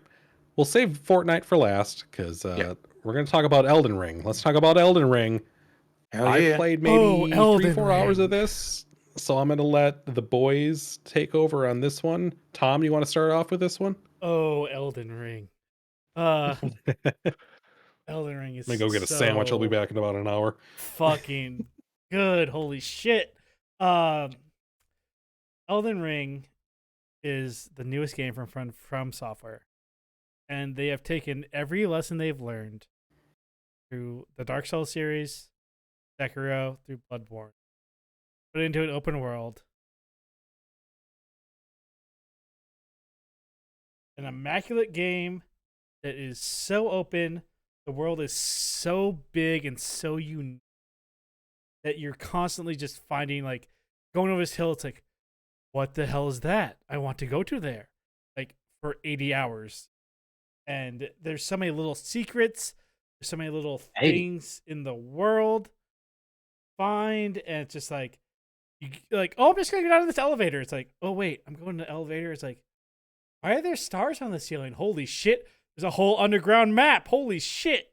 Like, that kind of moments we got, like, on the screen right now. We got, like, big too many fingered hand man. It's just Ugh. there's so many builds. It's flipping us off. Yeah. Yeah, I agree with that for sure. One of the things that people always said about Breath of the Wild, which gets compared to this game a fair bit, is that they love the instances where they walk around the corner and there's something new. For me personally, I never really felt that because the enemy variety wasn't that huge. But with this game, it's not just the enemy variety, it's not just the world, it's the combination of everything being so unique no matter where you go. And it's the adventure aspect of it is just absolutely crazy. There's so many biomes and things. You can just walk and everything's fresh. Yeah, love it. I love this game so much. I think, like, one of the greatest, the best expressions of, like, what a rich and interesting world that they've created, which is, like, much has been said of the size and the scope of the world, and make no mistake, it is massive. I can see almost any screenshot of Elden Ring and be able to give you, like, reasonable coordinates, like a reasonable guess of, like, exactly where that is in the massive world. And granted, I spent, like, 150 hours or more playing that game, so that doesn't come for free. But, like, if you were to take any other open world game, like Witcher 3 is a great example. If I were to see a screenshot of Witcher 3, I could probably tell you, like, what biome it was in, roughly, like what island, but that would be where it would stop. In Elden Ring, I can be like, oh, I know that corner. Oh, you're in the sewer. Yeah. Yeah. You're eating dung right now. That's Do you know what why I it think that is. might be? I think the reason why that is it's such a challenge to get anywhere in the game. Like, you actually have to earn your progression. Yes. So you're taking in the environment so much, so you kind of have, like, a photographic memory of where things are, just because you've dealt with it in a sense. And this is actually one of the reasons why I was very nervous about this game. So just to wear my sort of bona fides on my sleeve, the From games are my favorite games, like, full Yes, stop. mine too. Like Miyazaki's game design approach is, like, it just aligns perfectly with what I want from a game. And one of the distinguishing features of those games for me has always been the lack of a map. And that ties into what you're saying, Bolt, where it's like it forces you to analyze and traverse, and like you said as well, like, the threat and the difficulty of the world also, like, reinforces that, and it gets to the point where, like, you just know the spaces so well because all of the gameplay works in concert to push you toward that. And this game has a map, and I feel like they just found that perfect balance of, like, the map as a utility to let you, like, navigate the broad strokes of the world, but it still has that very authored feel in the spaces, and the gameplay still forces you to experience that of, like, okay, I know these spaces, I'm going to inch through them very carefully, and yeah, like, you don't get that Witcher thing. And again, like, I like Witcher 3, but that's a game where, like, I'm staring at the mini map more than I'm actually taking in the environment, and that's something that. Go ahead. I don't think enough can be said about the reveal of the map, because, like, when you like start the map, you're, like, in this, like, little, like, just you're in Lineria or whatever the fuck it's called, and that's your entire map. But as you, like, get, like, you open a chest, you get, like, thrown over to Caelid, you're just like, oh, this is a lot bigger than I thought. But that's like you took, like, half a step about like from the real like the breadth of this game. Yeah, it is. There's just, and yeah, obviously people talked a lot about it, like the underground stuff, and that was another just like huge moment. And I love all of the characters. This is like interesting to contrast against something like God of War, where like that game is trying to build these very traditional, detailed characters with like, you know, sort of stories that are told in these traditional ways. Elden Ring has a lot of characters, and you only really get like a thimble's worth of like sort of detail about them. But like they're still so weirdly compelling. And one of my favorite quotes, which I can't remember verbatim, but I can express the gist of it from Miyazaki, is like, it's very important to him that as like sort of dark and grotesque as his worlds are, that every entity in that world has dignity. Like he sort of tells a story in one of the interviews about how he sort of chastised one of his one of the people working there for like kind of making something that like was sickly and gross and broken, but like didn't have any shred of dignity left. And like I love that concept, and you really see it, that like as sort of disturbed and broken as the lands between are, he doesn't deny the creatures that live there dignity. I love that. I love the sensibility of the environments and the creatures. And sorry, I'm talking way too much about this game. I just love it so much. That's very good for sure. I might touch on something that maybe you guys haven't really experienced in this. Whenever I play a Dark Souls game, I enjoy doing co-op because I like playing with the friends. And in the previous iterations, Dark Souls 1, 2, 3, co-op always made the game easier. This is the first one where co-op in this game makes it a lot more difficult, and I don't know why it is. It's maybe there's some sort of stat tables or something, but it's better that way. People are always going on about how Souls games that you have to play solo because that's the challenge or whatever. Like it's some sort of like e-penis that you have to, you know, like a badge of honor or something like that. I'm not there for that, and this game is like, my favorite is the pure exploration. Love that. Yes. Bosses, while there are 165 bosses in this game, I'm not here for the bosses, I'm for the journey. And it's, you know, best of both worlds, really. And it's really nice. Go ahead, Aaron. I was just gonna say quickly, like I think that's what bounced me off of this game, is I didn't understand that it was so exploration heavy. Yeah. I did that thing which I'm sure many people do early in this game, of just beating my head against a wall in an area and dying and dying and dying, and not like just leaving it and going to look at something else. Yeah, that was like, I think Margit's there to teach you to like go explore. Like Margit is probably one of the hardest first Souls bosses. Period. Yeah. And yeah. Sick. Yeah, All right. You should give it a good fresh college try, Aaron, because these games are all about like, they really all are like. So I always play these games with someone, with my friend Tafara, and like they're her favorite games to watch because like the artists draw on so many resources, and there's so many like, you can see the references to like real mythology, architecture in the worlds and stuff like that, and like it's fun to see how they fit all that stuff together. And there's like the full like seamless co-op mod, so I can play this. I'd play this game again. There you go. Hell yeah. Cool. All right. Let Bolt go. Well, we're gonna take a break. Why don't I we think. take like a 2-minute break, Tom? We can get reset up. Yeah. And then we'll talk about Fortnite, and then we'll get the hell out of here. It's Then we'll been go raid 3.5 Bolt, yeah. hours. Yeah. So we'll be right back. See you Bye, guys. Bolt. Bye, Bolt. Thank Bolt. you. Thank you.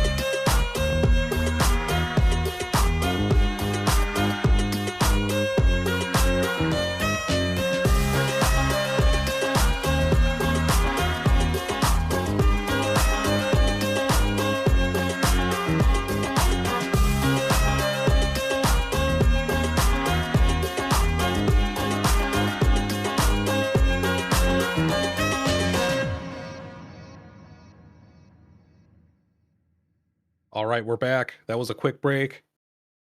And we're going to quickly talk about. We're not ranking these, but it was the second to last one we were going to talk about. Where was a Fortnite?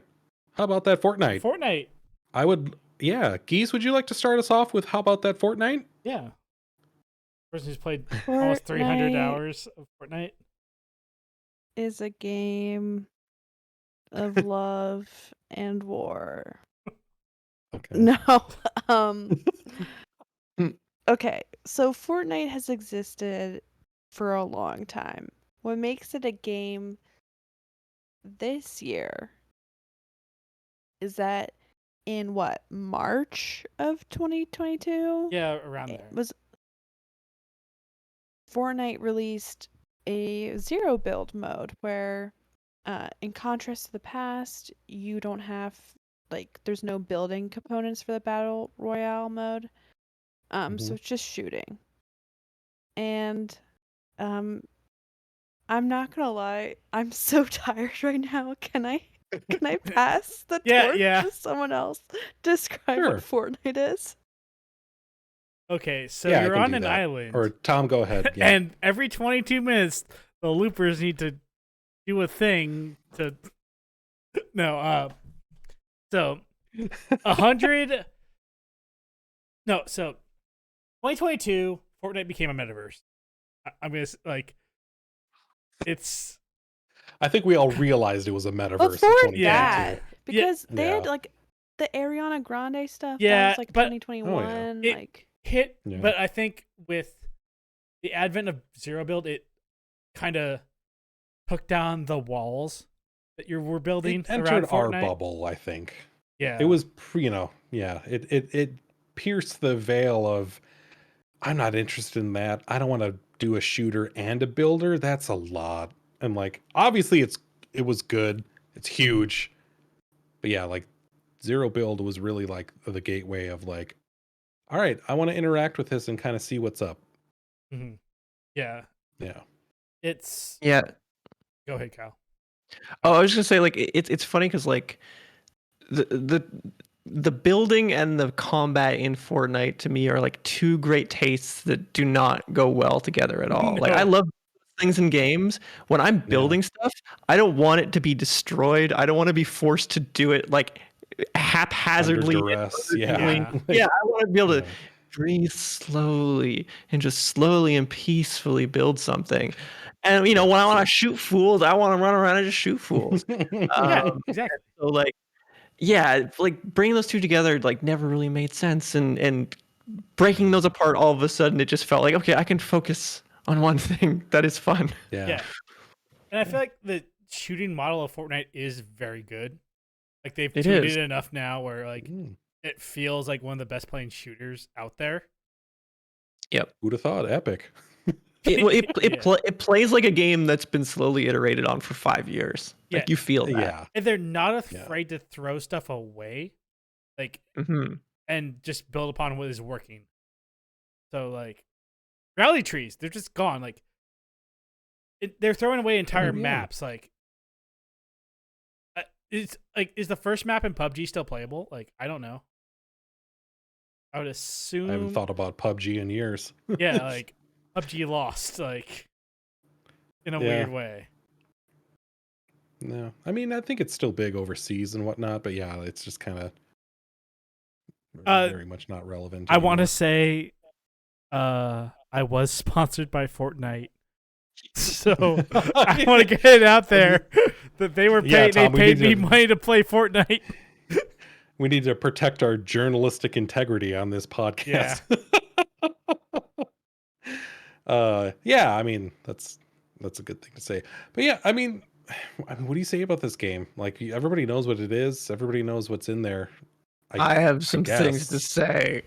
Go All right, ahead. Kyle, lay them on me. Let me, please. So, okay, the piece I want to say on this is like, one, it's remarkable how complete the game still feels with that zero build stuff. Like, so they took out the building. Never when I'm playing in zero build mode do I feel like, there are a couple things, but I'd say like 90% of the time I'm not seeing an item. I'm like, that doesn't make sense. Why is that here? Every Right. item can kind of fit just rather elegantly into this zero build mode, which is like kind of astonishing and surprising. Yeah. And there are things that you can kind of see, like, okay, I can see how like the fireflies might be more useful if you were like trying to destroy someone's building or something like that. Right. But they still have value and they still fit into the meta. And like, I really appreciate that the quests don't have anything to do with building. I'm surprised at that. Like, it feels like it should be forcing you to be like, build 10 things. Yeah, you gotta a go into day. build mode at least a little bit. Like, Yeah, but they never make you do that. But yeah, so the two core thing. This is actually a point that Dan made. Daniel In Reichert, the for those unfamiliar. yeah, the fire escape Sure. thing, and like it is, I think, such a great encapsulation of what makes Fortnite a great game to play with your friends, and that is just the rhythms of it work so well. And it's like you drop onto a map, you're in that kind of like, well, sometimes you drop directly into combat and it's just frantic and just madcap immediately. But no matter how the match starts, there are these rhythms, the down moments where you can just have conversation with people, and then it ramps up in a moment, and all of a sudden you're in this intense firefight. I find that just works so well for just hanging out with your friends as a game. And I mean, like, it's been proven as a game that we've kept coming back to. The other thing I love is just like how flexible and interesting just the strategic layers are, and how like it really rewards like communicating amongst yourselves and kind of like splitting up like the weaponry and the sort of utility items. So it's like, okay, I'm gonna focus on like having the Health items. what is it, like, the health, like the splash thing, like, okay, you got those under, okay, I'm gonna focus on like evasive items, like I'm gonna have the the launch pads, so I got us covered if you need this, you got us covered if we need like a shield boost, I got fireflies, so like I can like fish out enemies. And like just like there have been so many cool moments, and like even the heartbreaking losses often have like a fun thing that happened in them. And then like the victories, like there's been some fun moments where there's just been these emergent discoveries. Like we had a match recently where like Geese went goblin mode as she does, and she like charged frantically into the fray, and like it seemed like a terrible idea. But I think it kind of won the match, because it was like she disrupted the enemy and just completely confused and disoriented them. It was like, who is this crazy person? Who is this goblin in our midst? Exactly. Look, I mean, if I see a crown on the ground, I'm going for it. yes. And they know that they sign up for that when they play with me. Exactly. I mean, Geese literally had her Lieutenant Spears moment from Band of Brothers. She ran through the German lines to go and communicate. They couldn't handle it. But that unlocked something for me. It was like, oh, that's actually a cool strategy that you can use. It's just that like disruption. And like another one of the early moments I remember, again, like Geese Peep is like a great sort of war general. She's a tactician, absolutely. Great She's a coach, she's a tactician, yeah. tactician, yeah. But we had this moment where like we had the weaker ground. Like basically it was like, and this was like months and months ago, so like I don't expect anyone necessarily to remember it. But like they were on the hilltop, and they had the better real estate shooting down at us. And this is one of the first times I saw the fireflies usually used really well. And like Geese threw some fireflies. up onto the hill, which like it didn't do much immediate damage, but it forced them all to flee and it broke them apart and they split in 4 different directions and they lost the opportunistic position and they lost the high ground and they lost the, like the consolidated power, and then we just picked them off one by one, and it was like, oh, like, you know, on some level this game seems like it's just like aim and shoot, but then you have moments like that where you're actually like developing these like organic strategies and winning matches, and those moments are just like feel so great. Okay, I'm done. Yeah. Like we played a lot of Halo Infinite as well. Is it Halo Infinite? did. Yeah, we did. What was it? Is that the last Yeah. one? Mm-hmm. And like I really enjoyed that, but like I got kind of like tired of it, and I felt like I was kind of always Doing the not same the strategy. best at it. But like with Fortnite, like I'm not necessarily the best at shooting, but like I do like kind of like think more like creatively like about the games, and like there's so many options to play it that like you can't really be bad at Fortnite. I think the only way you can maybe be bad at Fortnite is by refusing to engage in maybe Systems. more of the creative aspects of Yeah. killing people. There's a meta. Like there is like, you know, because right now there are hammers in the game and they're a great escape item. They're, you know, like they make you very mobile. And if you're just, I'm gonna have a couple guns and a healing item, you can have success, you can win, but there are situations where you're not going to be prepared for, and other people will. Mm-hmm. Yeah. And I think guys, go ahead. I think like another aspect of it is like escaping is such like an important aspect of surviving in this game, especially if you're playing alone. Yes. Whereas like versus on, you know, shooters that have like very, you know, Like Call of smaller Duty, maps. like you just want to like get the most kills to win. Yeah, exactly. Yeah. But Fortnite, because the maps are so big and just because of like the gameplay, Mhm. having a way to escape is like a really important aspect. Yeah. Which Also, I really you can, enjoy as well. you know, you can spend your entire match avoiding combat, being sneaky, Mhm. you know, and then Or doing towards dirt the end, you can bike. be Yeah. right. You can be Hanging out in the you can Chrome be Tornado. You Yeah. can be opportunistic and, you know, clean up a fight. You know, you find the last 2 groups fighting, and then there you go. You're opportunistically like taking over that fight and winning. Like it's there's a lot in there. Yeah. I also want to shout out that like I think they've changed Fortnite more from chapter 3, chapter 4 than like Overwatch did from like 1 to 2. Oh yeah. Like Which is in shocking. a single but yeah. like chapter, they've changed the game more than like an entire like Blizzard like helmed like one of the biggest shooters of the year, like of all time, Overwatch. The sequel, Yeah. Yeah. like well, that's like a sucky sequel, but like they're like not afraid to iterate on like their success, and like I feel like this season especially like there's not a bad gun. Yeah. Yeah. I think honestly with Overwatch 2, all you need to know is you can't play Overwatch 1 anymore. Yeah, they turned that game off because they knew it was so similar to this one that like it would just split the player base. So yeah. no, you just get 2. But yeah. Like we also should talk about like, hey, Fortnite was fined like $500 million for Dark patterns. Yeah. I mean, there's predatory stuff in there of loot boxes. It's a free to play game, but like I feel like they're doing free to play well as of this moment. Like I don't feel exploited. Like there is the FOMO that they create by like the events. And I don't know if that's like a healthy thing. yeah. It's like I have to get all my Skywalker week quests because they're going away in like 7 days, so I got to do that. And they've kind of accelerated that by making the weekly quests weekly, not like keeping them around this chapter. Yeah. Yeah. I do not want to defend the business practices of Epic with Fortnite. I think the FTC did a good thing in admonishing them. I will say, someone who's worked in the free-to-play gaming sector for 10 years, that they are hardly the worst offenders. Yeah.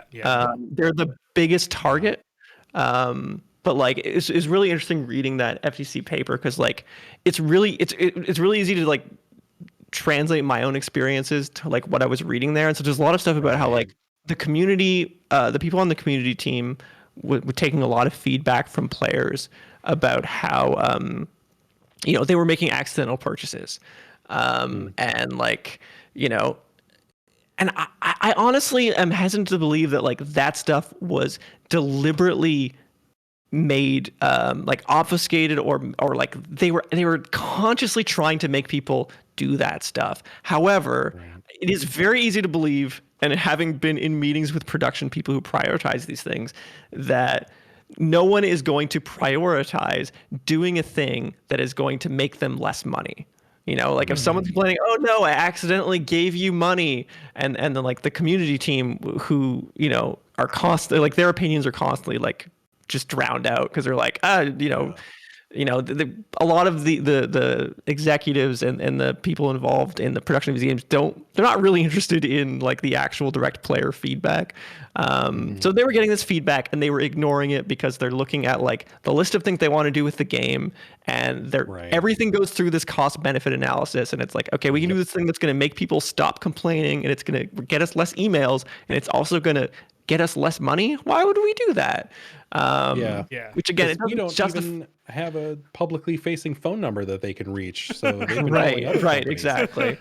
So it's stuff that comes more from neglect than I think like this very scheming, malicious, unscrupulousness, which again doesn't justify it, but like it's a problem in the industry, and like they put in their crosshairs the biggest target, and I'm glad the FTC did, and hopefully that will discourage other companies from doing those things. Yeah, because I'll talk about like the monetization of like the bigger purchases you can make in Marvel Snap, like a game I love, but like they have $100 bundles that like will just level you up faster and you get like some variants, but like I'm not fucking buying that. Like I've spent probably $100 in Fortnite, but that is a different kind of it feels different in Fortnite than like $100 at a time for one big bundle type thing.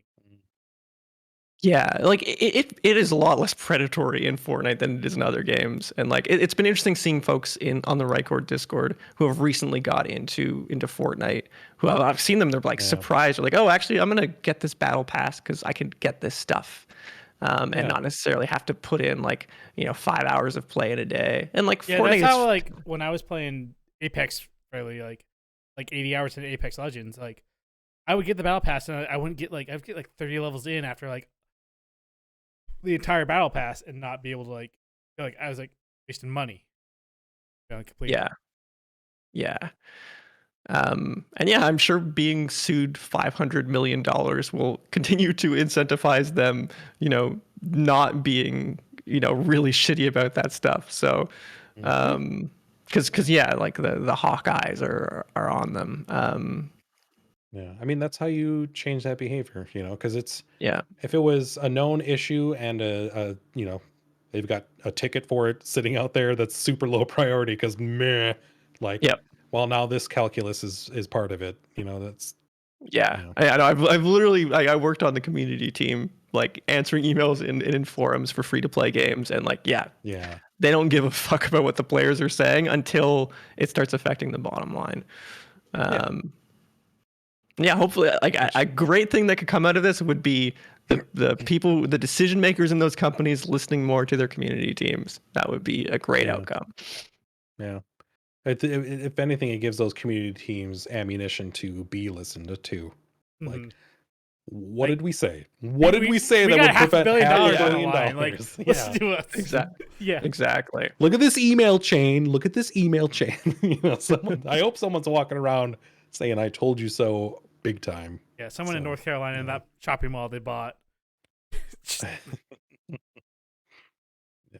Can I say one final thing about Fortnite? East Pete's final thoughts? Yes, please. Put a bow on it. Final minute. I has been discussed before. Like a lot of people got into Fortnite this year. I also want to say like Fortnite's very accessible, Mm-hmm. especially for people who do not do a lot of gaming, and especially for people who don't do a lot of like gaming that require like high tech, like consoles.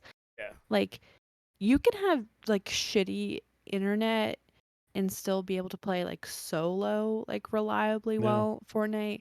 Like it runs on Switch. I don't know how well now, but like Yeah. I think that's also like a really big aspect of it becoming popular. And even more so with Zero Build, which is much more accessible. It's a much less high like learning curve. Yeah.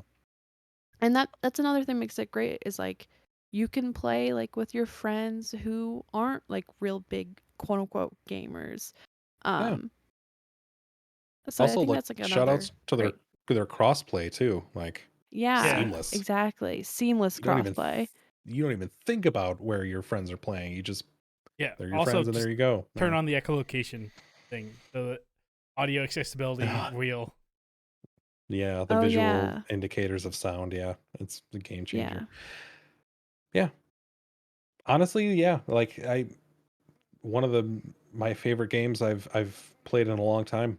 Certainly one of the best games I've played this year, and deserving to be on this list for me. So Does Aaron threaten to quit playing Fortnite after almost every match? Yeah. Yes, but he keeps that's coming how back. you know it's a good game. Like that's why is this also a MOBA?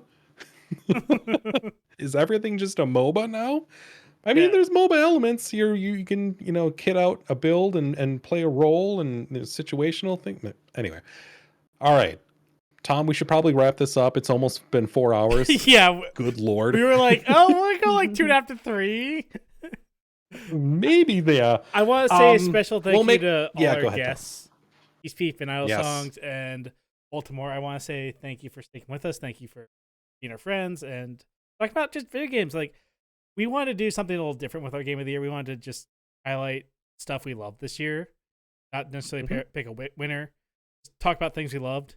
Hope you guys in the chat liked it. I hope that I had fun talking about the things I liked this year. Yeah. I didn't want to like pick a fight with anyone. I don't want to fight with I love fighting, Yeah, right. but this was fun too. Yeah, thank you so much for letting me come on and ramble about the stuff I Oh, love. I like your rambles. We love it. We Oh, love it, thank you. Kyle. All right. Who's that? Kyle, do you still stream every now and then, or are you just meh? Yeah. We can shout Don't out your count on channel. it. I mean, Don't set your watch yeah. to it. Yeah, I Alright. think Idle Songs on Twitch. Every once in a while, I might pop on and play some Noida or something random. But Mm, maybe I'll do it sometime. Follow me if you Yeah. want, or don't. Yeah. Do you want to say the mobile game you work on? No, Don't spend money on? No. Yeah, I would never. no. Yeah, and then also Geese Peep, you have occasionally been streaming yourself. Yes. I might start streaming Pentiment. That seems like a game I Ooh. like. No Yeah. promises. No promises. No promises. Yeah. I also have a podcast called Look Listen with Geese and Gyra. You can find all of our stuff at looklistencast.com. That comes out Yeah. weekly. It's a Pokemon podcast, I guess, and other stuff. Oh, look, there's Gyra. Look, he appeared. Hey, Gyra. Hey, Shouts out. That's Yeah. So Wonderful. All right. We'll wrap it up there. We'll say thanks everybody for listening. Say goodbye to this live show, and we'll say see you next time. yeah. Goodbye. Are you gonna I'll put in drop the in the music? music in post. All right. Yeah. Yeah, we don't We'll have. put it in post. All right. We don't have. Thanks everyone in the chat for stopping by. Yeah, thank you for Yeah, sticking with us thank for you. 4 hours. Well, thank you so oh much. my god. I have no one to raid because Bolt's not live yet. But just Oh. you can. Oh wait, if you Have to need be live. to. Wait, when does he do? Is that in like like in 8 8 minutes? I can Yeah. vamp for 8 minutes. Okay. All right, folks. Bonus. This is gonna go in the after credits scene here. After All credits, right. this is your in your RMCU. We have a bonus Accuracy. category. Here we go. yeah, we Ooh, do. let's do a bonus Best- category, folks. Okay, Yeah. Tom, there's a link. Oh, Where's that no, link? what are we Under- doing? Jonesy, the Jonesy tier maker. Okay, hold on. Give me a second. Oh no, the Jonesy tier maker. Yeah. Oh, spoilers! Spoilers, Tom. Geese, why don't you let our audio listeners know what this category is? This is most That's- fuckable Jonesy skin from Fortnite. This is too many. I didn't realize there were this many Jonesies in Fortnite. Oh, Geese, I don't that's even too think- many Jonesies. This is not all of them. We're not gonna do all of them. Okay, It's okay. that's a lot of Jonesy. It's all right. Let's Can do we put 5 Sombrero of our Jonesy as favorite. S tier, please? Or is that a farmer hat? I can't see anything. Hold on. It's Let me I open need. this for I myself. just pulled up the link. Yeah.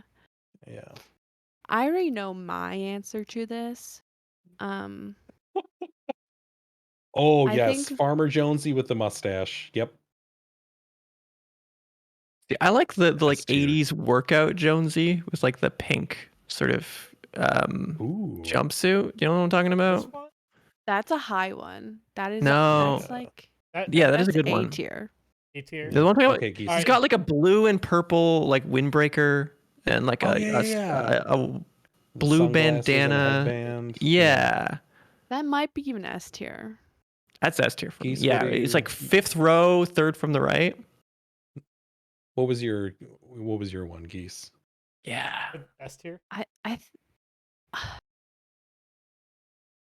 Yeah, I'm looking at this now and I'm like, this might even 80s workout might be the one I thought was the most Uh-oh. porkable. What about Cowboy Jonesy? Cowboy Jones good. Hippie Jonesy is also very good. Like the dude Jonesy. Yeah, Where's that the- one's not bad. Man, What I about the haven't one seen that a looks lot of like he's these. going to Oktoberfest? He's next to the Mm. Viking and the so blue hard one. for me. Next to the bright blue Jonesy. The No, I don't like bright that skin is one. bright blue. His skin is blue. This Yeah, is- yeah, Cozy just to the Cozy left. Jonesy. Cozy Jonesy is pretty good. That was my number one. Yeah. But What then about, I Oktoberfest. no. Let's put him in C tier. So is What about 80s Jonesy more than Jonesy? Yeah. I like the Yeah. energy. Ooh, Is- Pyro it- Jonesy? all Where's right, Pyro let's- Jonesy? Let's each choose a Jonesy like one at a time, and then Geese rates them. So Aaron, Yeah, you that's started, great. You started Jonesy. I love this. Or which Jonesy do you want? The Gargoyle Jonesy. With a gold ring on his chest. Yep. The lowest one. I don't like that one. Here, Wow. Okay. Kyle. I'm gonna say 3rd row from the bottom, 7th from the right. This one? No, to the right of that. Clown That Jonesy? one. Clown Yes. Jonesy? Oh, I know where that one is in my list. No. All the way to the bottom. Good. That's what I was Yes. hoping Okay. for. Oh my god. All right. We're going to choose the dude / Fat Thor Jonesy for Tom. That's Thick C. Jonesy. C C tier? tier? Okay. Thick Jonesy is C. Yeah. Let's see. I'm looking. You know where that blue skin Jonesy was? Go 2 left for hippie Jonesy.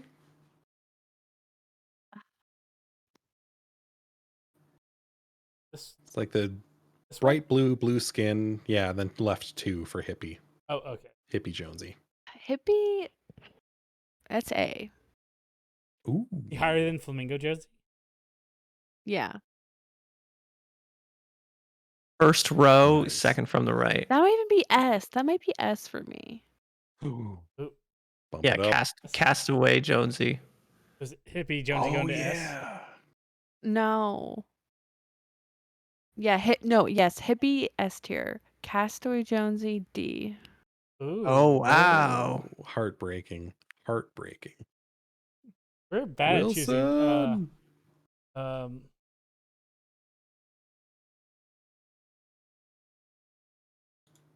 Long beard, like Technicolor Jonesy. Whoa. Longbeard Technicolor Jonesy. I don't know, D. We're really bad at this.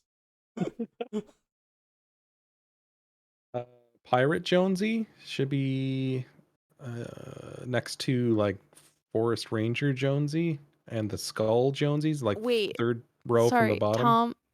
Tom, do the man you just did, but put him in C. I'm looking at him closer, and he's not that bad. Third row from the bottom. Let's see. Let's one? do the one with the eye patch on the right. No, the pirate. The red bandana pirate. There you go. Yeah. That's B tier. Nice. All right, Nice. third row from the bottom, third from the right. Yeah. Fishhead Jonesy. Yes. Weird blob. No. D. That's a D? I can't kiss him. He doesn't have lips. Oh, fuck. True. Christmas trees Jonesy. No, I'm gonna have allergies. D. All right, Tom, go all the way to the bottom. Second row, like fourth from the left.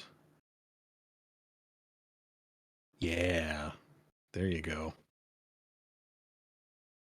Hold on, I'm watching the stream, so it's. No, D. Stop. Oh, is it me? Yeah.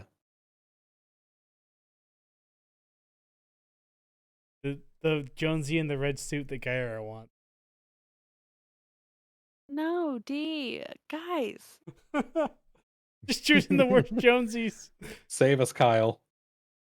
Oh, okay. If we pick this guy, should be near the top. Oh no, that guy already got picked. Shoot. Okay, let's just do. Oh no, that guy got picked too. God darn it. Oh, okay. Hooded guy. Second row, fourth from the right.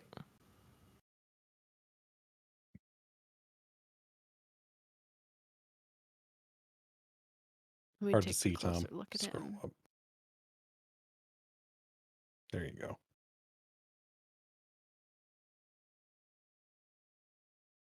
I don't know. He looks kind of like a daddy. Ooh. I'll put him at A tier. Hey, guess what, Nice. guys? Bolt is live. Can I? Let me do my favorite. Okay. Who's your favorite? Or, Well, yeah. Who's honestly, guys. Honestly, your favorite?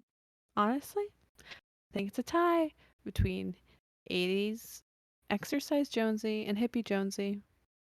Nice. Oh. You're like a colorful Honestly? Jonesy. Yeah. Yeah. Yeah. That's fantastic. That's a good choice. I will say as another like bonus for you folks at home, like devastating we didn't get to this, but we were going to do most fuckable Andor character. Yeah, the answer, we it will turns out, bank is that. all of them. All Yeah. of them. It's Freedy. No, it's Freedy. I'm sorry. It's Freedy. Yeah, Freedy's up No there. big dinner like Twosie two. old time. Freedy. Squigglies. Give me that squiggly. All right. All right. Let's Thank get you the all hell for out of sticking out for here. 4 fucking hours. Say hi to Bolt. Say hi to Bolt. Goodbye. Bye. Bye. Mwah. Bye.